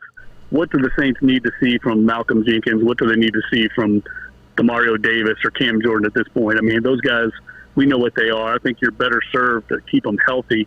So I think you're going to see a little bit of each. Some of these starters will play longer, but I think the really true vet guys, Taron Armstead, Cam Jordans, I think you'll see them play, if at all, maybe just one or two series. Jeff, it's water under the bridge now, but with your relationships and the information you usually have, did the Saints make a run at Patrick Peterson? No, they did not. I think the guy that they've been talking to is Josh Norman. They obviously had interest in Richard Sherman. But again, I think those are more backup options at this point. I think they would love to make a trade and get a younger player, a guy that could be a part of their team going forward. The problem is those guys nobody wants to let go of those guys. The cornerback next to left tackle, edge rusher, and quarterback might be the most valued position in the league, and the Saints did not address it in the draft. They knew it. They wanted to address it. They tried to trade up in the second round and get Tyson Campbell out of Georgia, and they couldn't make it work. And so they kind of had to go to this alternate path, and it just hasn't proved fruitful for them so far. Last one, I'll get you out of here. Appreciate your time. Jeff Duncan joining us here, columnist over at the Times-Pic and NOLA.com. He's on Twitter at JeffDuncan_. We were talking about the kicker and what Will Lutz has meant to the Saints for the last couple of seasons and just the security that he has offered Saints fans and I'm sure the Saints coaching staff. What is the situation right now like at kicker for New Orleans? Well, it's a mess. I mean, there's no doubt about it. Maher got hurt in pregame, pulled his groin, and now they're back to the drawing board. Now, they had 3 kickers in last week when they picked Maher, so I would imagine one of those 2 will be who they sign. But you have to be concerned if you're a Saints fan. I think this team's going to play a lot of close games this year. It's going to be reminiscent, I think, the way they played when Drew Brees was out last year. If you remember, with Taysom Hill at quarterback, they relied on their defense, and special teams kind of did not beat themselves offensively, and they won a lot of games like 27-23. They could be reliant on the kicking game more than ever this year, and with having Will Lutz, you'd feel really good about that. I don't know if you can have that same confidence by whoever they bring in now, and that's probably going to be the kicker they have into the regular season because of Lutz's injury. And this was the old Saints. They had these problems before Will Lutz came along. So we learned not to take that for granted when you have a kicker that you can rely on. That's right. Did they have any eyes on what they saw from the Ravens kicker this after the preseason game? John Harbaugh has been good to the Saints. He has. Yeah. Well, the Ravens have had a history of that. They brought in kickers and kind of released them out across the league, and that's how Will Lutz came here. Wouldn't surprise me, but I think they really would prefer a veteran at this point, somebody that's got skins on the wall just because they're going to be the starter going forward. But look, never put it past Sean Payton. He rolled the dice on Will Lutz and cut Kai Forbath, if you remember, back a few years ago, and look how that paid off. Jeff, have a great day. Enjoy this beautiful South Louisiana sun, and we will talk to you again soon. All right, Jordy. Thanks for having me on, guys. Take care. Sir. There is Jeff Duncan checking in from New Orleans this morning over at NOLA.com, Times-Pic. Check out his work there, and if you have not gotten a copy, make sure that you read before the football season. It's a great read on the Peyton and Breeze, the men who built the greatest offense in NFL history. Jeff Duncan's got about as good of relationships as you can have in that Saints facility for anybody covering the New Orleans Saints. So very much appreciate his time down here on the Jordy Culotta Show. We're daily. We're brought to you by Edward Jones. Get in touch with Edward Jones today. They are our financial advisor. Let them give you advice on your finances this morning, whether it is a 401k, a retirement plan, on any investments you may be thinking about. Get in touch with our guy Daniel Newman. Daniel.Newman at edwardjones.com is probably the most convenient way to get in touch with him. He's located in central Louisiana, out there at Market Square, across from Stabs in Central. Easy to find him out there. Daniel Newman. He's got so much experience in helping people within the plan industry. So if you are over at Dow, BASF, Exxon, and you've got questions about your finances, let Daniel Newman help you out today. He's helped so many people in that field. He has become so very much trusted within that industry. Let him help you today. He's been fantastic for us, very easy to work with. Find out how easy it can be for you today by getting in touch with Daniel Newman. Daniel.Newman@edwardjones.com. Let him be your financial advisor today. Daniel.Newman@edwardjones.com. All right, we reset here. I've got about 10 more minutes left in the chair before I cut out of here. Appreciate everybody's interaction. Make sure you are sharing, and commenting on the post, whether it is on Facebook, whether it's on YouTube, whether it's on Instagram. Keep up with the fellas' practice reports and things that are coming out on social media from LSU over in the Ponderosa. So make sure you're keeping up with everything that we got going on over here at the Jordy Culotta Show. Brand new website. Make sure you check it out, jordyculottashow.com. I have been told and have gotten a little bit of feedback, but if it is not working, please let us know that if you are listening or watching via the website, that you should be able to minimize that and work with it while it's in the background. I know that has been some of the frustration in trying to find and listen to the show, that once you get away from it, you're not able to keep it up and keep it either playing in the background from an audio or a visual standpoint. I have been, it has very much been something that we are trying to take care of and feel like we have got it accomplished over at the website. So get over there, experience it. If not, give us the feedback, and we'll make sure and try to tighten it up for you. JordyCulottasShow.com. Give me a minute. I'll be right back here. Presented daily by Go Chevrolet.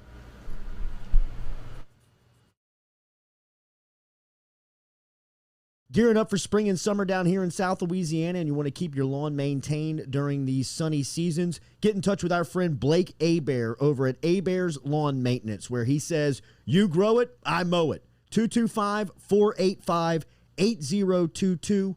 225-485-8022 is where you can find Abear's Lawn and Maintenance, the official lawn and maintenance company of the undisclosed location. Papa Earl's, the fine spice, originating right down here in South Louisiana by our guy Mark Pop Norman.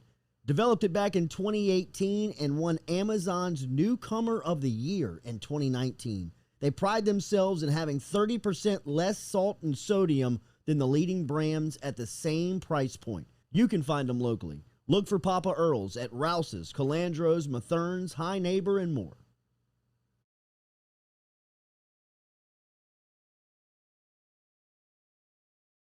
True Blue Water, true hydration at its finest. Right now, you're only a few minutes away from getting your 5-gallon water delivered to you, just like we are over here at the UDL. All you got to do is log on to truebluewater.com. That's TRU, bluewater.com. The website's fantastic over at truebluewater.com. You can get your service and find out how quick it is. You can schedule a delivery, even hop on the billing system right there at truebluewater.com. TRU, bluewater.com.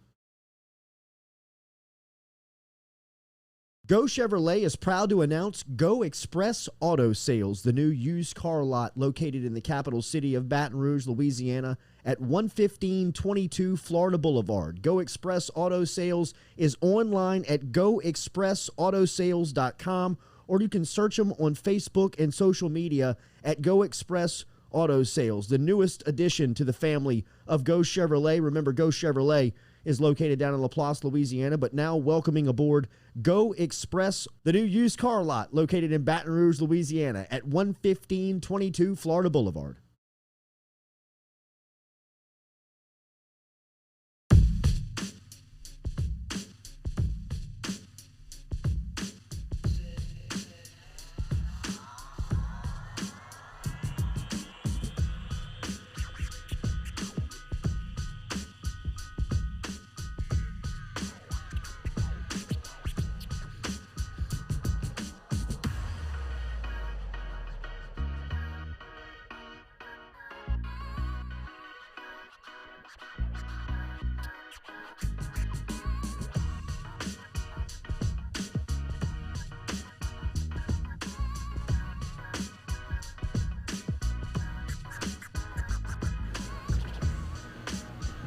Welcome back here to the Jordy Culotta Show, presented every day by GoFlow IV and Spa. Get in touch with our friends over there at GoFlow IV and Spa. They're conveniently located in Baton Rouge on Jefferson Highway. They've got memberships available for you today. They've got annual memberships, monthly memberships, 3-month, 6-month. Hey, watch that sniper. And annual memberships available for you over at GoFlow IV. You know what it is. It's a wellness, health and wellness center over there, and GoFlow IV and Spa. They can offer immune boost IVs, anything for nausea relief. They can have rehydrate you with some of their IVs, pain relief if you just need a hangover. Saw a couple of LSU Tigers in there getting did up. Yeah. So Good. I mean, if it works for them, it works for everybody. GoFlowIV.com. Go check them out, man. Love them. I'll be in there this week. Special thanks to Jeff Duncan for stopping in here on this bright and shiny Tuesday, talking a little New Orleans Saints. It's crazy to think about how barren the cornerback market is in the NFL. Bro, I was just going through it. There's nobody. There's not a signing that you could make that would make any sense. Like, all the guys that you would want are already on one-year deals. Like, the Saints kind of sat on their hands for this a little bit. What do you do? But the people that are available, Richard Sherman, DJ Hayden, Josh Norman, Buster Screen, Michael Davis, Jeff Gladney. Stop me when you've heard of one of these people. I mean, I've only heard of 2 up to this point. Buster Screen and never heard of him. Corner. That's rough. And they're still trying. Like, it has to be a trade. It was almost like, and he mentioned trade, and I think that was going to be a part of a Michael Thomas deal. Otherwise, how do you trade? The Saints don't have any capital to really offer anybody. Who they give? Exactly, they don't have anything to offer. Like, they're going to have to sign one of these cats off the street, and it's not good. Davenport is the or Turner, but I would think it'd be Davenport because nobody knows anything about Turner. You'd have to get rid You of would one flip of your the, first-round pick already? one of the edge rushers. For a corner? Damn. If they're going to flip Maybe you Davenport, just- I would love to flip Davenport. Maybe that's why Davenport's playing so late into the. They're trying to get some I think tape out there. I think they were trying to move him for Xavier Howard, the Dolphins corner that wanted out. Yeah, then They he restructured his contract, but I think that's what the play kind of was, some firsts. You can't flip the first pick. And No way. Not before he takes a snap. Well, not even that. If you're the Saints, you can't flip next year's first-round pick because you're probably gonna need it. Yeah. That's gonna be that'd be a top 10 pick the way this thing's trending. Oh, it looks like it's going to be a top 10 pick. Tank for Sting? Tank for Sting. I'm all Sting in. for Sting. Stink for Sting. Nope. Tank for Sam Howell. I'm all in. I Sam do not want the Howell. Howell with her. Somebody's going to get duped by Sam Wiggins Howell. Howell. I was going to ask you guys about Some that. general manager is going to put his life on Sam Howell, and Drew 2 Lock. years from now is going to be They'll jobless. both be looking for jobs. Be analyzing football on some national network. And if you bring him to New Orleans with that food, he's just gonna get bigger. Sam Howell? No, Yeah, like, he's no fat. way. No way they get Sam Howell. I want don't Aaron want him. Rodgers and Derek Stingley next year. And they could go 0 for this year, and I wouldn't give a damn. I'll check right back in I could in care 2022. less. If you tell me that there's Derek Stingley and Aaron Rodgers on the horizon, I'll go to every game if y'all Mike lose them Thomas. this year. I could care less. I'll re-up. I mean, the whole deal. I'm all in on the Who-Dats. That would be awesome. I wonder how that poll did. Let me check. Cincinnati who? I'll put one up on Twitter too. That's it. All right, so I'm going to cut out of here in a couple of minutes. Very much appreciate everybody for being out there today. It's good to see the interaction over in the bunker. A couple of things before we cut out of here. We did not ask Jeff Duncan about Josh Hart, but it looks like Josh Hart and New Orleans are closing in on a deal worth about $38 million over 3 years for Hart to stay in New Orleans. Not too sure what New Orleans is doing this offseason from the think they are Pelicans either. standpoint. I don't think that they know what they're doing either. But I like the move so far. It's not a total. like- It's not I a like total Josh Hart. loss. No, I like Hart's a Josh good Hart. player. I like Yeah. Josh Hart. But, I mean, up to this point, they've given up 2 picks that they did not get Kyle Lowry back for in return. I think that was probably their big white whale. That was their whale this offseason was going to try to make a run at Kyle Lowry and see if they couldn't get him. They traded a first-round pick with Lonzo end up getting back in return some dude named Dan Sadorinsky, who sounds like a rec league player. Sounds like a shooter. I mean, sounds like a couple of knee braces and some spec recs. I mean, just like a cut off white T-shirt. We're playing half court, right? I mean, every turnaround is off the square, using the backboard. Every rebound he gets, he's coming down throwing elbows. Does not sound like he is in the 2021 NBA. It sounds like he's in the 1979 NBA. I love Garrett Temple. Damn you, Fakaitis. Garrett Temple is a great friend of our show. He's a great friend of mine. And he is fantastic for the leadership inside that locker room, and he's also good for about 12 to 16 a night. But he is not defense. He's not the signing that you want. That's fine. Defense is fine. Well, they needed it. Yeah, they need everything, bro.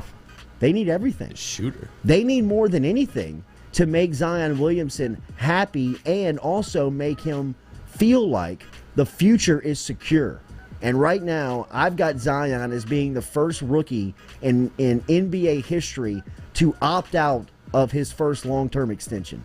It looks like it might be that way. No, it's going to happen. Then what? I mean, if business is run as business is going right now, I mean, they gave up 3 picks and lost Lonzo this summer.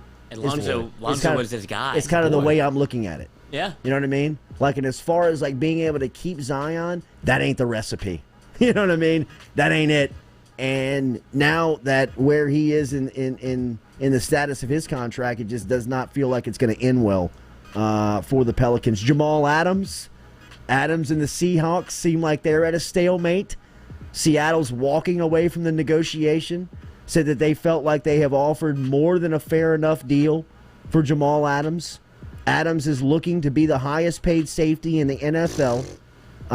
Seattle's latest offer is not public, though Adam Schefter said that the fact that the deal has not been made is somewhat surprising, given that Adams is yearning for a new deal, and Seattle obviously wants to get this deal done after giving up 2 first-round picks to get the trade for the New York Jets safety last season. Now, there is a chance here where Seattle could franchise tag Adams over the next 2 years, in 2022 and in 2023, which would earn Adams $13.25 million this season in 2022 and then $16.26 in 2023. He's scheduled to make $9 million this year from his rookie deal, the 5th-year option of his rookie deal. And he's trying to get tagged as a linebacker. Yeah. Right. Which would up his from $13 million to $17 million if he were franchise tagged. As a linebacker would be $17 million as opposed to a safety at $13 million, and that would up. And the next go round in 2023 would be projected as almost $21 million. Oh my God! So he's making a play to get franchise tagged as a linebacker because he plays so close to the line of scrimmage and how he's used. It goes back to Jimmy Graham wanted to be tagged as a wide receiver as opposed to a tight end with the New Orleans Saints. But the Seahawks offered him a 4-year, $70 million deal to be the highest paid safety in the league, and he snuffed his nose at it. Jamal's coming across very, very difficult. I mean, yeah, he's got a little bit of a diva in him. He's got a little bit of a difficult to negotiate with feel here. But look, he has all the cards. He does. He's got all of the leverage. He had 9.5 sacks last season in 12 games, which set the NFL record for safety since stats have been kept since 1982. He is without question one of the more dominant players at his position, even though his skill set is unique. In a passing league like the NFL is, his weakest skill set is pass coverage. But he's so aggressive around the line of scrimmage. He's great around the ball. He's a turnover machine. He's a game changer. Yeah, he is. He's a game changer.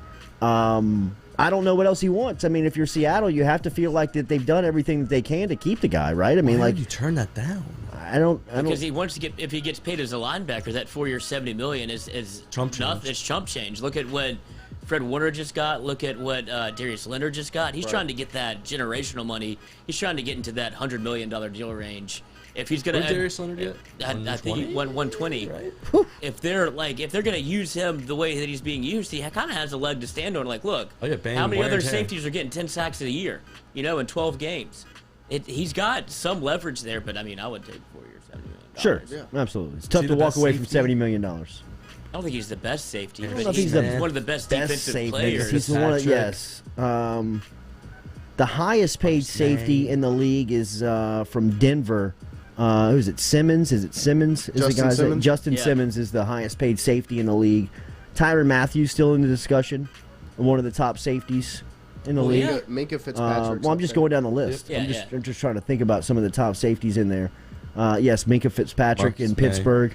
Derwin James. Derwin James when He hasn't healthy. even played, man. Yeah. He's so good. He's so So good. good. He is so good. I couldn't believe that he slipped to the Chargers. When Is he Marcus did. Williams in the discussion? I think so. Yeah. Yeah. I think he's probably up there. Safety's kind of thin. Yeah. You know, it's not the position it used to be. Like, you used to be able to rattle off like Reed, 5 or 6 Palmalu. safeties. Yeah. You know, it wouldn't be a struggle. I wouldn't think of like a Justin Simmons. Sure. You know, it used to be a Pro name. Football Focus has Marcus Williams at 4. Yeah. Who's our number one? It goes Justin Simmons, Harrison Smith, Harrison Smith gross. Minnesota? Yeah. Yeah. yeah, John Johnson, and then He's Marcus been holding it Williams. down for like 5 years. Yeah, he's been playing up there, man. All right, y'all hold it down here for the next 30 minutes. Good to see everybody. I'll be back with you tomorrow morning. Quincy Wiggins is in class, and That hurts. it does hurt. It does hurt, but it does not hurt as much as last time. The text line is still open. Would you rather it just be a no call than a half-hearted answer like it was last time? Absolutely. Okay. Absolutely. All right. I feel better then. At Absolutely. least the lights aren't getting dim this time. Absolutely. Yeah. Hit the lights. Hit the lights. All right, boys, hold it down. I'll be back. All right. Give me a minute. Y'all give us a minute here to reset the studio, and then they'll be back here with more of the Jordy Culotta Show presented by Go Chevrolet. We'll find out who the diehards are. 6 people in the bunker.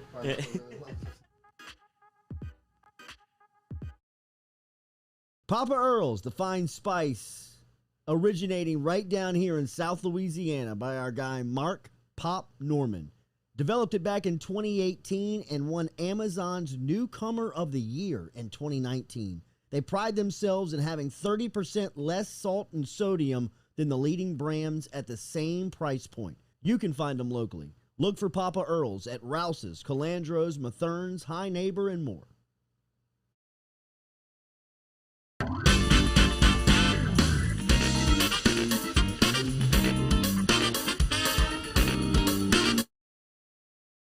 Hebert's Specialty Meats, home to the finest boudin in South Louisiana. 2 spots right here in Baton Rouge and out in Prairieville. Stop in and see them in the Dutchtown Shopping Center on Highway 73 or right here in Baton Rouge on Jefferson Highway. Online, abearsmarkets.com, and they're all over social media. You can find them on Facebook. You can find them on Instagram. Hebert's combines perfect seasoning with that authentic Cajun flavor. Find out for yourself. Baton Rouge on Jefferson Highway and in Prairieville on Highway 73. abearsmarkets.com.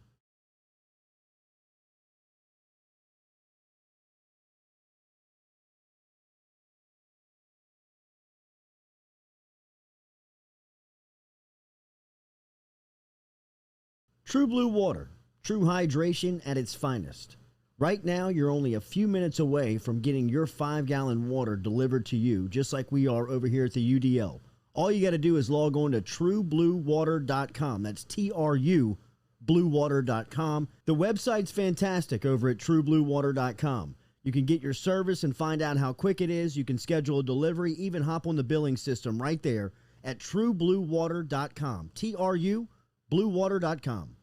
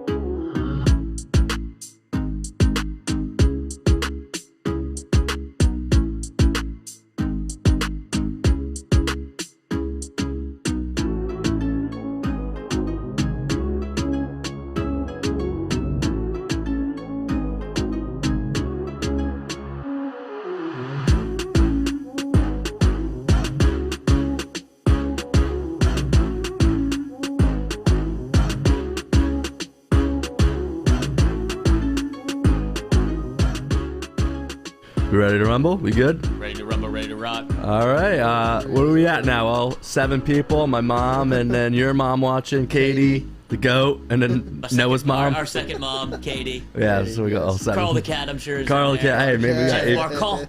We got 8 people in the bunker right now, but it's all good. You know, the funny part is I have to go to LSU at some point and be like, hey, you know, could this maybe make up for classwork? This is kind of what you're teaching me. I think I want to go talk to a counselor and see if this will. Dude, it's not going to work that way. It's not going to work that way. It's got to count as credits. Boys. That's it. That's not how school works. Yeah, they don't want you to do anything logic. that's not inside those Whoa. 4 walls. Let me Internship. know. Buddy, we're not getting money that way. Yeah, that's just the way school works. If you have kids, don't send them to school.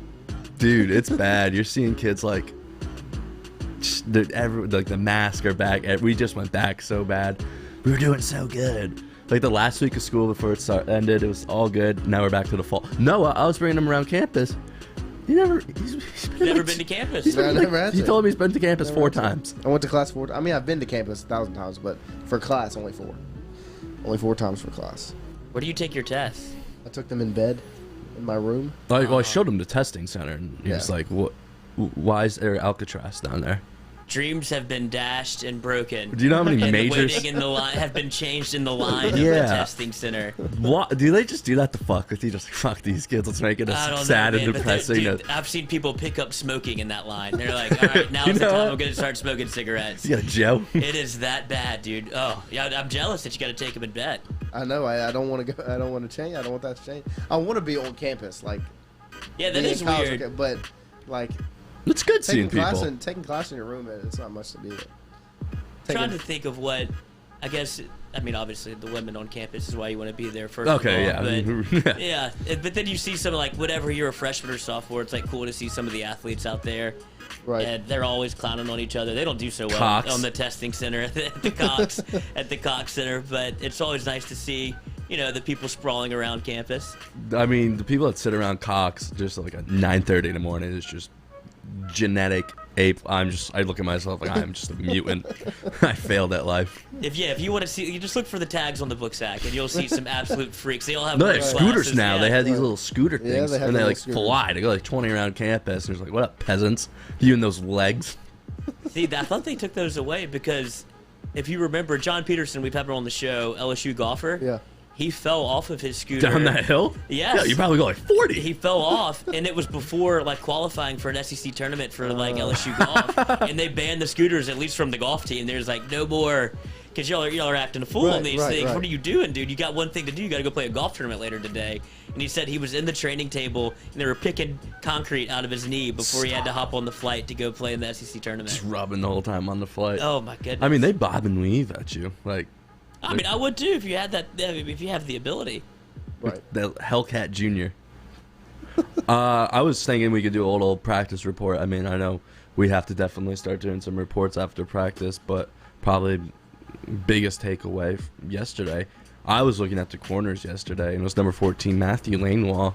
Jordy's been high on him, and I looked up his high school stuff. Freak athlete. I think what did he win in states? He ran the 100. I think he ran the 100. He flat out won the 100. And he ran the 100-meter dash, yeah. Won it state for state. championship, yeah. God, I mean, that kid's springy. Yeah, no, he's a big time athlete. There's obviously different parts of the game as a safety that he has to pick up on as a freshman, but he's an athlete. He's not as put together as Sage Ryan is, I would say. Sage Ryan he reminds me of what Stingley looked like when he came onto campus. Like just Solid. absolutely already built up. Like he looks like a college football player. Yeah, already. Langwall is going to be an absolute terror on special teams. Yes. He's going to run down there and decleat somebody because that's how he played in high school. He played running back, Head safety, down. linebacker, kick returner, punt returner.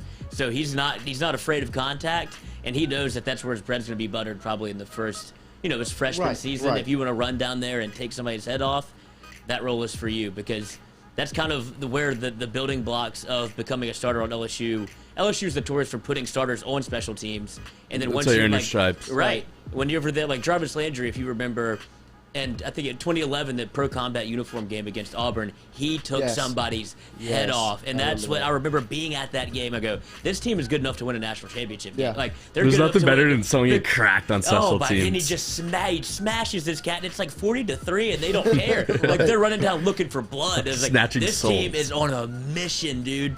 and then of course everything happened the way it did, and up until play Alabama, but that whole run through the 2011 year when you just saw them get better and better and better, like then it all culminated. Obviously, I think that Auburn home game where it's like they're smacking the dog shit out of this team, and they don't care. It was unbelievable. They were just that much more talented than everybody else.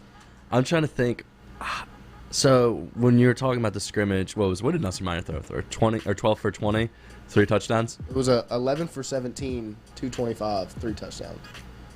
Dude, I mean, I don't put too much stock in that just because. Right. Well, yeah, he's in the situation he's playing against. He's playing second unit probably, and just situational play calling stuff like that. Right. But the way I watch him in practice, he has some quick feet. He has such beautiful feet in the pocket, and then he can just flick it. I mean, we have unkinged Walker Howard. I mean, do you think when he gets here, we have kinged him like when he comes here, it's going to be his job, but. Also, when I see Nussmeier play, a little bit of breaking news here. Tim Tebow has been cut. No! From the Jacksonville Stop. Jaguars. No! Tim Tebow has been cut. Is Urban crying? He's been released from the Jacksonville Jaguars. I think both of them are crying.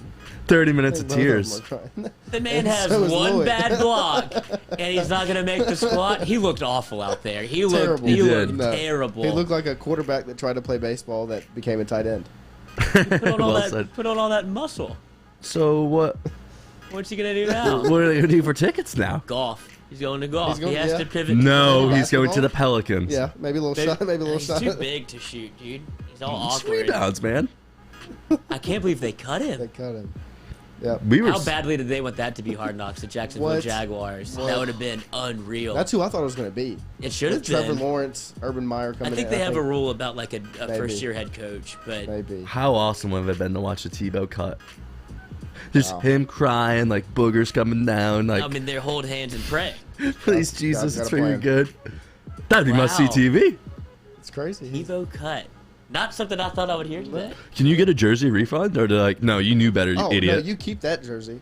You don't get that. You don't give that jersey. You keep the '85 Tebow jersey. It's like when that's up there with the Mellow Hawks jersey.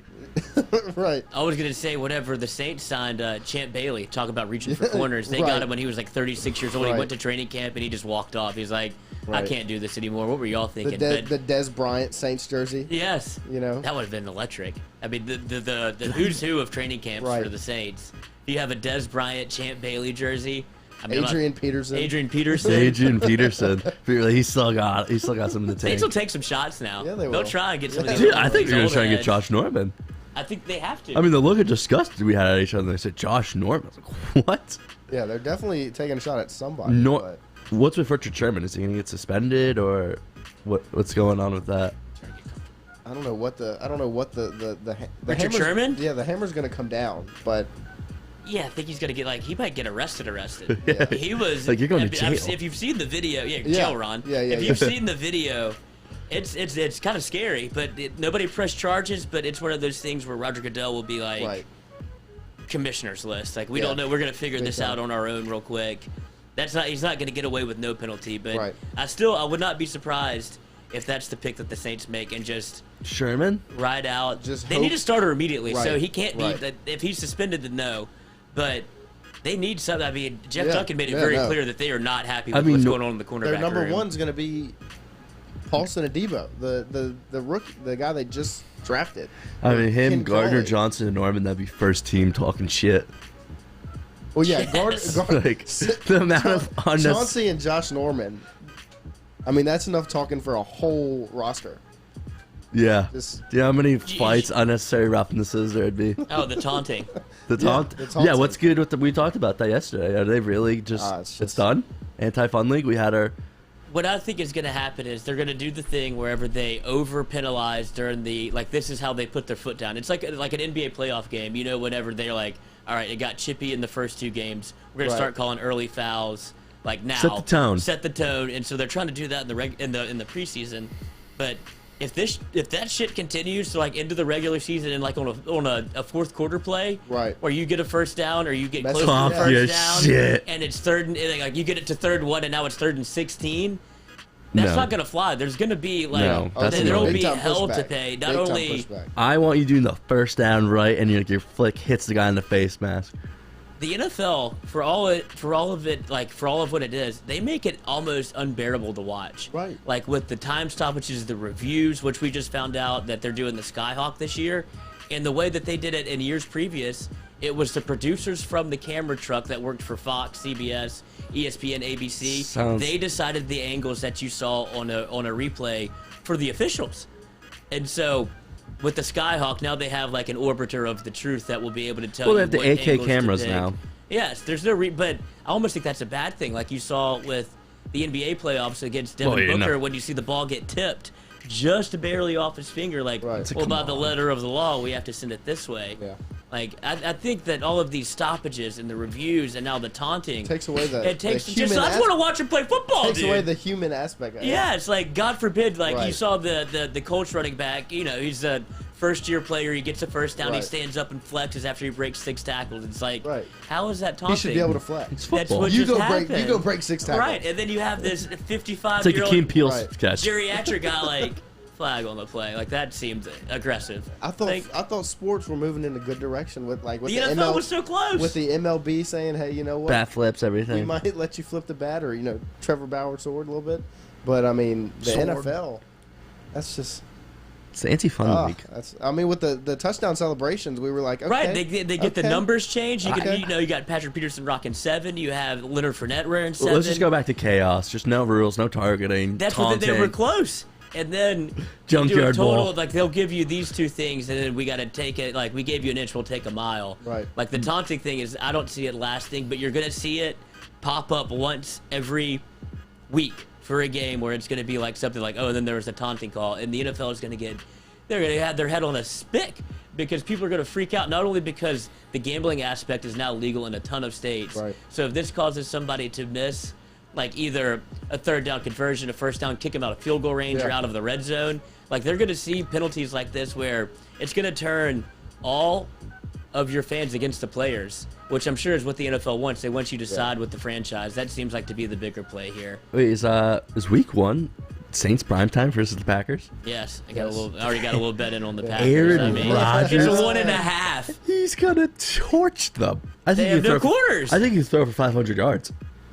Against that secondary, like the defense is good. Yeah. They have a great pass rush, great linebacker the front seven is fine. It's beautiful. But they have nobody on the back end. If you get one-on-one coverage, he's gonna put in a bucket. We've got a nickel, and then we got Malcolm Jenkins and Marcus. And Malcolm Jenkins is 33 years old. I mean, he's P-Rob territory, and he just retired. So you got money on I got the Packers. A-Rod and Devontae Adams might shatter records. Who would guard Devontae? Nobody, unless Marshawn Lattimore can play. Right. No. But I don't think he'll be able to. He'll be on the commissioner's list as well. Yeah. Fuck. It's gonna be that could be a bloodbath. Should they do open tryouts? Aaron Rodgers' revenge tour, like to let him know, like, look, I may have held out a little bit, but y'all don't forget. I mean, he's already tossed the balls in the bucket from 55 yards away in the rain. Like, this cat's ready to play, and he's going to come in prime time against the Saints. Probably hit a Hail Mary at halftime. It couldn't be a better, an easier matchup for him week 1 to get his MVP tour part 2 on again. Doing it in NOLA. Then he could just say, after, hey, I'll see y'all here next year. I'll do this for y'all next year. What we need to watch for is the handshake between Aaron Rodgers and Sean Payton after the game. Yeah. See how long the whisper is. Let's see how long. Get the LeBron James going like this. You never know. But that'll be interesting to see how long they talk or see how cordial they are together. Well, unless Jameis outduels them. That's how the NFL works, though. You're not wrong. Some bullshit like that. I mean, Jameis can go out there and throw 4 tutties. He can sling it. Are you going to put a prop bet for Hogan? I think he lasts 2 games before his hamstring just explodes. I don't know what that prop. I don't think he'll make the team. I guess he will. I think his hamstring's going to explode.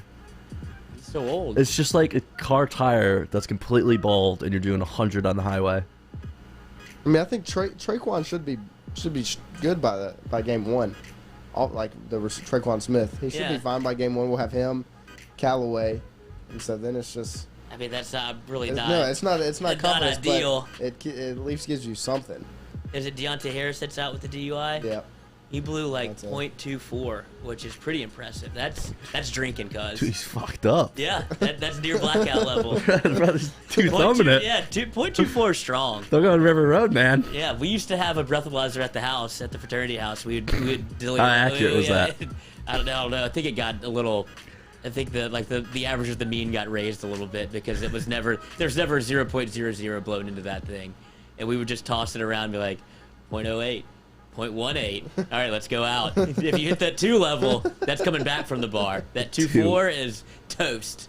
I remember it was like a snap memory. Someone put it in our work chat.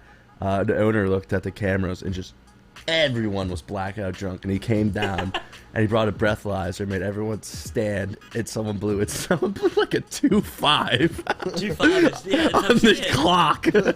On the clock, yeah. He's getting paid. Hey, cuz I work at the bar. What do you want from me? I'm just making sure everything tastes good. Right. It's like a chef. You have to taste all your food. Sampler. But yeah, you have to sample everything, make sure it goes out right. Dude, they made him clean till like 6 in the morning. I'm sure he felt terrible.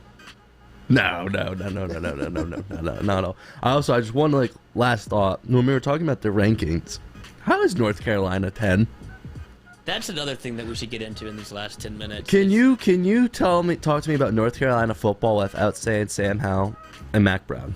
And they lost their 2 running backs. Yeah, no, both went to the NFL. It's solely Sam Howell. That's really the only. I don't think he's good.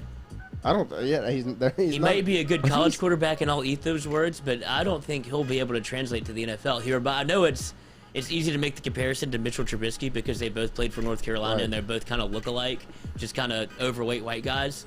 But they look like they played the exact same style. Like Sam Howell has made some garbage. They just don't seem to be very good to me. Like that doesn't seem like somebody I'd invest a first-round pick. Do you like in. Rattler? I like his game. I don't like him as a person. Yeah. I watched that QB1 thing on him, and he's just kind of like as arrogant as you can be at 18 years old, which is impressive. When you're referred to as QB1 at 18. Well, that's the show on Netflix. If you want to check it out, you'll see Spencer Rattler. The first year had Jake Fromm. Justin Fields was on it when he went to Georgia. They've had some primo quarterbacks that I've watched in high school, go to college, and now go to the NFL. So it's a good show. Oh, yeah. But Spencer Rattler, they get the guys, 5-star guys. Like if they did it this year, Walker Howard would be on it. They would reach out to him and try to put him on the show. But Spencer Rattler was on there, and he was just awful. Like Tate Martell vibes of just I am way bigger than this program. He got kicked out before the playoffs for I don't even know what he did. They wouldn't say it, but it's just people like that, and just I don't know. I know he's good. Yeah, started off slow. I remember Tate Martell was probably my favorite that was on it, just because. He got in a wreck in the 8. Do you remember that? He got in a dune buggy and they got in a wreck, and his dad gets out. He's like, "That was sick." And he's like, "Tate, are you okay?" They're just riding around Las Vegas like Hunter S. Thompson. Tweeting on the way to the game that they play against some team in Texas. It's just. So UCLA received votes. So if we beat them, do we leapfrog? It just depends. Wisconsin? Who loses in front of us? I mean, they didn't throw did they even do a forward pass up there? They got a good little quarterback. There are teams in front of us that are very likely to lose ball. And we see this every year. I mean, yeah. I mean, we talked about it when we first got in here. It's like, dude, I think they just pencil Miami in every year at 13 and USC at 17. Well, Miami plays Alabama. Yeah, coming into they're gonna get smoked. So they're out. Yeah, and they were like Derek King. Or what? Derek King, starting quarterback. He Joe Namath guaranteed to win. I'm like, are you what? Well, I mean, even if you look at back from injury, they're gonna skull drag Joe Burrow's first year, 2018, we came in at number 25, and then wrecked Miami, who was number 6 in the opener. So I mean, it happens all the time. And then last year, after the national championship, we did suck last year, but we came in at number 6, and so. Wisconsin has Penn State their first game. Right. You're going to see this thing shake out. That's why I think. Home or away? At home, Camp Randall. 11 a.m. These 11 a.m. What the hell is that? That's what they do. They start their day with a little football because they got other things. And they got lawns to mow. They got beers to drink. But, I mean, you should know this. You're not from here, but whenever you move down here, you see how much everything revolves around college football. Your entire Saturday. It can't start at 11 a.m. We have nothing to do for the rest of the day. Are you kidding me? 2:30 is perfect. I love a 4:30. Yeah, well, the 7 p.m. kick is. I mean, take your parachute off. It's last man standing, Right. every man for himself. If you can get through that and then find back like whoever you were hanging out with before, and you can get your crew back together, And they go out. yeah, then go out. You're like You're a that's sociopath. the ultimate. If you get LSU gets a win, you meet up with your boys again, and then you rally the troops and get to go back out. That's when you're blowing that's like a the dream. 2.8. Yes, grams. Yeah. Oh my God, a Nike! I forgot how much of a marathon it is. It is. It's tough because you want to get out there at like 9 a.m. That I think that's what hurt my soul the most during COVID. Like you couldn't tailgate.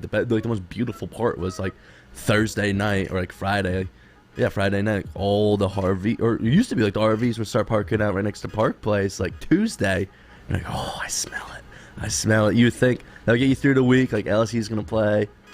There's nothing better than the eternal optimism of a Saturday morning in before Tiger Stadium. Oh, it's like Disney that World. You walk up to the tailgate, like, we're probably going to win. Like, you start looking at the other team. You see some of their fans. You size them up. Tiger They're mate. no good. Yeah, you know, how do y'all feel about this team? All right, LSU's pretty good this year. Right. And you Yeah, just we're have a gonna fuck couple you up. drinks, and then you get to go to the stadium. There's nothing better. So I don't want that to be taken away this year because I haven't tailgated in 2 years. Right. And the last time I hope it your hap- buddies have a perfect spot. I know. We're trying to figure that thing out for week 2. and the last time tailgating happened, it was at the mountaintop. Exactly. It was as good as it could get. That's really when it is the most fun. It's like LSU is gonna kick y'all's Steamroll. ass. And I'm just gonna watch it black out and talk my Yeah, talk. and I'm staying all 4 quarters. I love that West Virginia story you had yesterday. When the kid, or like last week, when the kid was in the box and just fell face first. His teeth exploded. No, that was South Carolina. South And Carolina. it Was that Spoonhead Spurrier? So they're kind of good.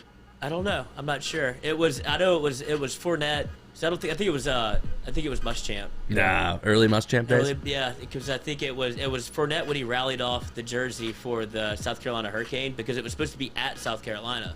Oh yeah. And so they moved the game to LSU, and Leonard was trying to rally off his game-worn jersey, and the NCAA tried to step in and be like, "That's a recruiting violation," or like that's when he's like, "I'm trying to do it for charity. I don't know what you're like." So they stepped off, but yeah, this poor cat stumbled out like the little box, the little purple box that you can sit in. They go about 4 deep. Stumbled out straight into the back of the seats and just was out cold for about 4 seconds. Buddies rallied him up. Ears ringing. Gone. They were just gone. They were like, all right, we got to get out We of gotta here. get It's out like, yeah, now. y'all got to get the hell out of here. You pick up some teeth. Yeah, just put him in his pocket. Keep it rolling. Sure, he went out that night. I'm trying to think. What's your favorite night game? Ever? I mean, 2019 Florida was Yeah, right? unbelievable. Yes. I know it's there. like recent memory. I was at 2007 Florida, and that's when they had like the USC announcement of the score, Stanford USC. So that was as electric as it's ever been, especially because that game came down to the wire. It was closer than 2019. That's they had true. a Tim Tebow, RIP, Tim Tebow, but they had That's right, he's praying. they had a Hail Mary pass to win it, and there was a collective holding of the breath in Tiger Stadium when he threw it up, because at that point you don't know what can happen. Like, it's happened before, and Chad Jones skies up and knocks that thing into the turf, and then pandemonium ensued. Like, LSU's going to win the national championship. Speaking of Tebow again, we played the Jaguars Monday. Oh, we're missing the Tebow. Oh, what? Tebow in the dome. They didn't want to see him against Marcus Davenport. I think they heard word of our show. They're like, well, this is not a publicity stunt. Totally I was was. going to bet that over on touchdowns, too. Yeah. I couldn't Did you find put it. in the bet? No, I couldn't find it. Thank God. Yeah, hallelujah. I know. Would you be able to get your money back? No. No, I would lose the yeah, bet. you would've lost the Yeah, bet. I would have Yeah, lost lost the the bet money. unless he gets signed by somebody else. New Say England? something to play corner. Belichick? He's tried that before. Yeah, Belichick tried it already. And he went to the Eagles. He's bounced around the NFL. has. You played on the Eagles? What, Jets, Eagles, No, he's on the Jets. Patriots, You Broncos? was on the Eagles? He was at least at a camp for sure. No, he did preseason with the Eagles. Yeah, 15. That dude won a postseason game. Yeah, yeah, Yeah. against the Steelers. What a game that 80-yard was. slant. Demarius Thomas, bro. Ike Taylor caught some face mask. Yes. Oh, my Yes. God. So, what, we got practice at 4 today. Got practices at 4 today. We'll try to get some little bit of talking after going over everything we saw. Little on set. post Just report. How about Butte with the little catch? A little behind the back. Behind yeah. the back catch. And then Chris Hilton was doing like the little hold the ball, Oh, yeah, Little that's a right good hand. drill. Good drill. and he was just He was having a conversation while doing it. Like, just... Those wide receivers are freaks. Oh, my goodness. And Amari Goodwin's a freak. The land of 10,000 balls is back. You need to go to practice one day and just I do need to go. I don't know why I haven't. You need to look at the legs of Amari Goodwin. Like, All right. Johnny Drama. I know I sound like Johnny Drama, but it's just like, dude, how do you tackle the guy? He's all quads. He's massive. He's like the biggest human. Love that. See, I'm a big Corey Conner guy. I'm in the Corey just after we had him on. I like both of them. And he was just so thoughtful and like already has a charity set up. Right. He's doing all like the things that you want to see from doing it that early in life is crazy to me. And he's just such a good guy to root for. And obviously he's a baller. Yeah. He's hurdling people out there at practice. I know. Shoving Todd Harris through the dirt. Todd Harris has had a bad run of it lately. But I still think he'll play He'll be good. He'll be I think good. he'll play a role because when you look back at kind of how the secondaries have worked with LSU was good, they had kind of a veteran back there that was able to direct traffic a little bit. Like John Battle wasn't he's not an NFL guy, and you had Grant Delpit right next to him. You have all of these NFL guys in front of him, but you have somebody that can absolutely be the calm amidst chaos and be like, all right, look. I've seen it all. Yeah, I've seen it all. And so I think Todd Harris can be that guy. Like, I don't think he'll give up any big plays, but he won't make any spectacular plays either. But if you can get people lined up and in position and kind of let it play out in front of you and be that last line of defense, that's perfect. Yeah. Kyner's interesting because he's not one of those running backs when there's like no pads and you're just like looking how fluid he is when he runs. Kind of like, eh. But dude, when he gets the pads on and he's here to take your soul, he'll stiff arm you, he'll hurdle you, put his head down. Right. It seems like that's what he was waiting for. Yeah, he was just so ready to padded put the practice pads on. moment. Yeah, he's so like, ready. I could go through drills like everybody else. When the pad comes on, the game changes, brother, which is awesome. Do you think he'll play? I think they're all gonna play. 4 running backs will play. Is that a bad thing? No. I think you'll see it. Certainly, I don't know if you'll see him early. You won't see him. Yeah. You'll see him get like 4 and 6 touches maybe against UCLA. Like you'll see him come in. But the biggest thing that's going to happen is who can do pass protection. Right. Because that's why John Emery has not been able to see the floor or Oklahoma game, bro. Like, get this guy the fuck off the field. Yeah, you see that exactly, and then you see Joe Burrow literally kicked him off of the off the field in 2019 or 2018. 2019. Yeah, and he was just like, it was a screen pass, and John Emery didn't know it was a screen pass to him, and he was like, all right, you like grabbed him, he was like, get him out, get me somebody in here that knows what the hell they're doing, and so. If Emery can figure that part out of being able to pass block and understand protection and obviously know the plays, that would help. I think you'll see a big dose of him and Ty Davis-Price, and you'll see these other cats work in. You'll see him obviously early against like McNeese, stuff like that, where they'll be able to get the lion's share of the carries. Rocking and rolling. I mean, I think we have to run the ball, but it's just like, it's funny how now in college football, it's like, it's the boogeyman if you want to run the ball.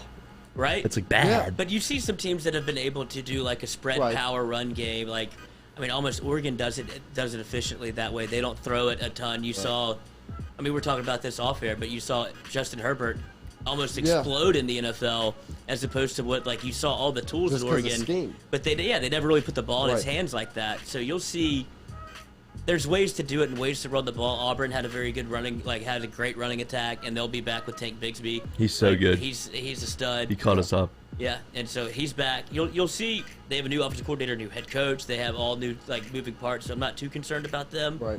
But that's just I think we beat them that's this a year, blueprint. right? Yeah, that's a blueprint. I mean, they haven't won at LSU since 1999, and it's a home game for LSU. So I feel strong about that one. I feel good. Unload the bank trucks. But that's the formula. You know, if you want to start, especially when you have two guys like that can both. They can both get it, man. They're both studs. It's Everyone's just a matter of putting spread. them in position to succeed. We're gonna throw the ball, put it in space. It's like, and now it's like running the ball's bad. It's like caveman like. I would like to see. They did an article on Keyshawn Butte in The Athletic that was very interesting, and his dad was saying how y'all haven't seen Butte's fifth gear yet. Like, you've seen him run, but he's a track guy at heart. Like, that was what that's where he made his money in high school. And he's like, y'all haven't seen him turn it on yet. Like, I've seen that fifth gear and, like, the 400. I think he ran, like, the 200 and the 100-meter dash. And he's like, when he circles around on that 200 coming down the stretch, like, that's the speed I'm talking about with the burners. With Butte. He's going to be a monster. And he hasn't even had to show that yet. Right. So that's another way to get the ball in space. It doesn't have to just be the running backs. You can bubble, quick game to get. Like they obviously slanted him to death against Ole Miss. All And those look crossers. all All those crossers, and he's open, and then it just shows get him that ball, get him the ball in space, he'll cut up and dice you up. So we'll see. We'll see. Will that work? I mean, because all the footage of Butte was just like slants. That's all. Yeah, no, that's literally all. But I mean, and then Michael Thomas. They had a couple little go routes on the edge. So something to look out for today. Yeah. Well, they were just put such behind the 8 ball with Butte because you had Eric Gilbert leave, Terrace Marshall opt out, Jamar Chase before the season opt out, and so they didn't really have a game plan to work him in. He was going to be a receiver 3. Right, he was coming off the bench. Yeah. And he was like, he was like one of these freshmen this year that you'll see, and then hopefully we have that same moment where somebody breaks out, and you're like, oh God, you remember Keyshawn Butte last year? He's going to be a sophomore this year. Like you'll see that moment where it'll. Like Jordy says, the cream rises. Yeah. But I think Butte, they're going to have to try to take him away at some point, but he might be able to shake loose here. Because, and even think about this, UCLA won't have any film of a new offense. They have to go off everything that we did, or that LSU did with Scott Linehan in that passing game. It's going to look totally different. Like, all they know is that Butte can play. Right. They don't know how they're going to use him, how he's going to... Like, I know these freshmen. Right. Jake Peets and DJ Mangus were out there... Scheming. Like, coaching, you can just moving. They're hands-on. It's awesome watching. That's why I wish I was there last year. That's probably my favorite part of watching is, forget the play, watching Peets and... Mangus. Falk and Mangus and Raymond and Mickey Joseph and everybody. I mean, they're just all hands-on in it, getting them right, and it makes you get very excited. I mean, I find it hard to believe that Scott Linehan was out there running around last year. That was one of the things. Who was it? Small that was saying in the linebacker interview about Baker was. You could tell he's coached before. You could tell this coaching room is much younger because they're actually out there working with us, and so. I wonder, were practices closed last year to like even the media because of the COVID? Probably. Because I wonder if they were... just the thought of an outbreak. Remember the thought of an outbreak. Yeah. I would just love to talk to somebody that's seen both and be like, bro, Pelini wasn't even out here. Right. Like, Scott Linehan, they're up in the office, like, calling plays down. Right. Like, they don't want to be in the sun. They're 90. So I would imagine this has to look so different. Like feel different. Like you said, like even from y'all's video, you see Pete's out there motoring. He's playing quarterback. Right. He's directing trying to running guard backs. Phil Like, Taylor. all right, run it back. Let's do the drill again. Right. And it's just it has to be so refreshing for the players. Yeah, I'm without a doubt. Good stuff. I don't know what you do with the O-line. That's good. It's the more we think about it, the more concerning it's becoming. Just gotta stop thinking about it. You gotta put makeup on the pig. It puts a lot of pressure on Pete and Max Johnson. Just keep letting them practice against the best defensive line in the country. Yeah, hopefully they go into UCLA like, all right, this is easy. Right. Because I'm not guarding Ali Gay. I'm not blocking B.J. Ujulari and Andre I'm not Anthony. Mason Smith coming at me head on. Neil Farrell. Right. And like it just comes in waves. Right. So yeah, like there's no breaks. Are you kidding me? So all right, the twos are coming on. Wait, is that Mason Smith? That B.J. Ojulari? What down is it? But I think UCLA will not be as big of a test. And obviously, when you get into the meat of the SEC schedule, they're going to have guys that are just as good, if not better, than some of the players LSU has on the D-line. But at least for these first couple weeks, it's awesome that's who they have to go against. I feel so bad for McNeese. God. Tigers' first game back in Tiger Stadium with fans. If it's full capacity. Those kids are going to fucking eat dirt. Poor Frank Wilson. Cody Orgeron. He's going to have face mask full of just grass. He runs around a little bit. He's like a little mini Nussmeier. Yeah, just wait. Just wait for Ojulari. He will he'll get you in the scripts. The size difference is just going to be jarring. So bad for them. Yeah, but we'll be out on the Ponderosa. Yeah, we'll be out there. We'll be out there practice today. Make sure we got it on Twitter, Facebook, Instagram. It's all out there. Make sure you. Sorry we couldn't get Quincy on the line today. Lloyd will go talk to him in person.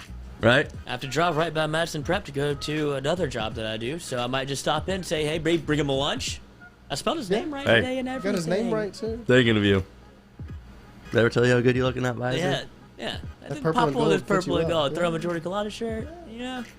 And I help you need some Papa Earls on your lunch there, bro? I mean, what are you? Well, take you get an IV? IV. You need a Chevy Spark? Yeah, He's so sorry. Hey, Bears. Hey, po' boy. he could bench press a Chevy Spark, dude. That thing would just be workout Curl it. equipment. Curl I it. think a Chevy Spark is 6'6", 280. So I mean, He's taller than that thing. Appreciate you guys staying with us, and we'll be out there at 4. got it. Peace.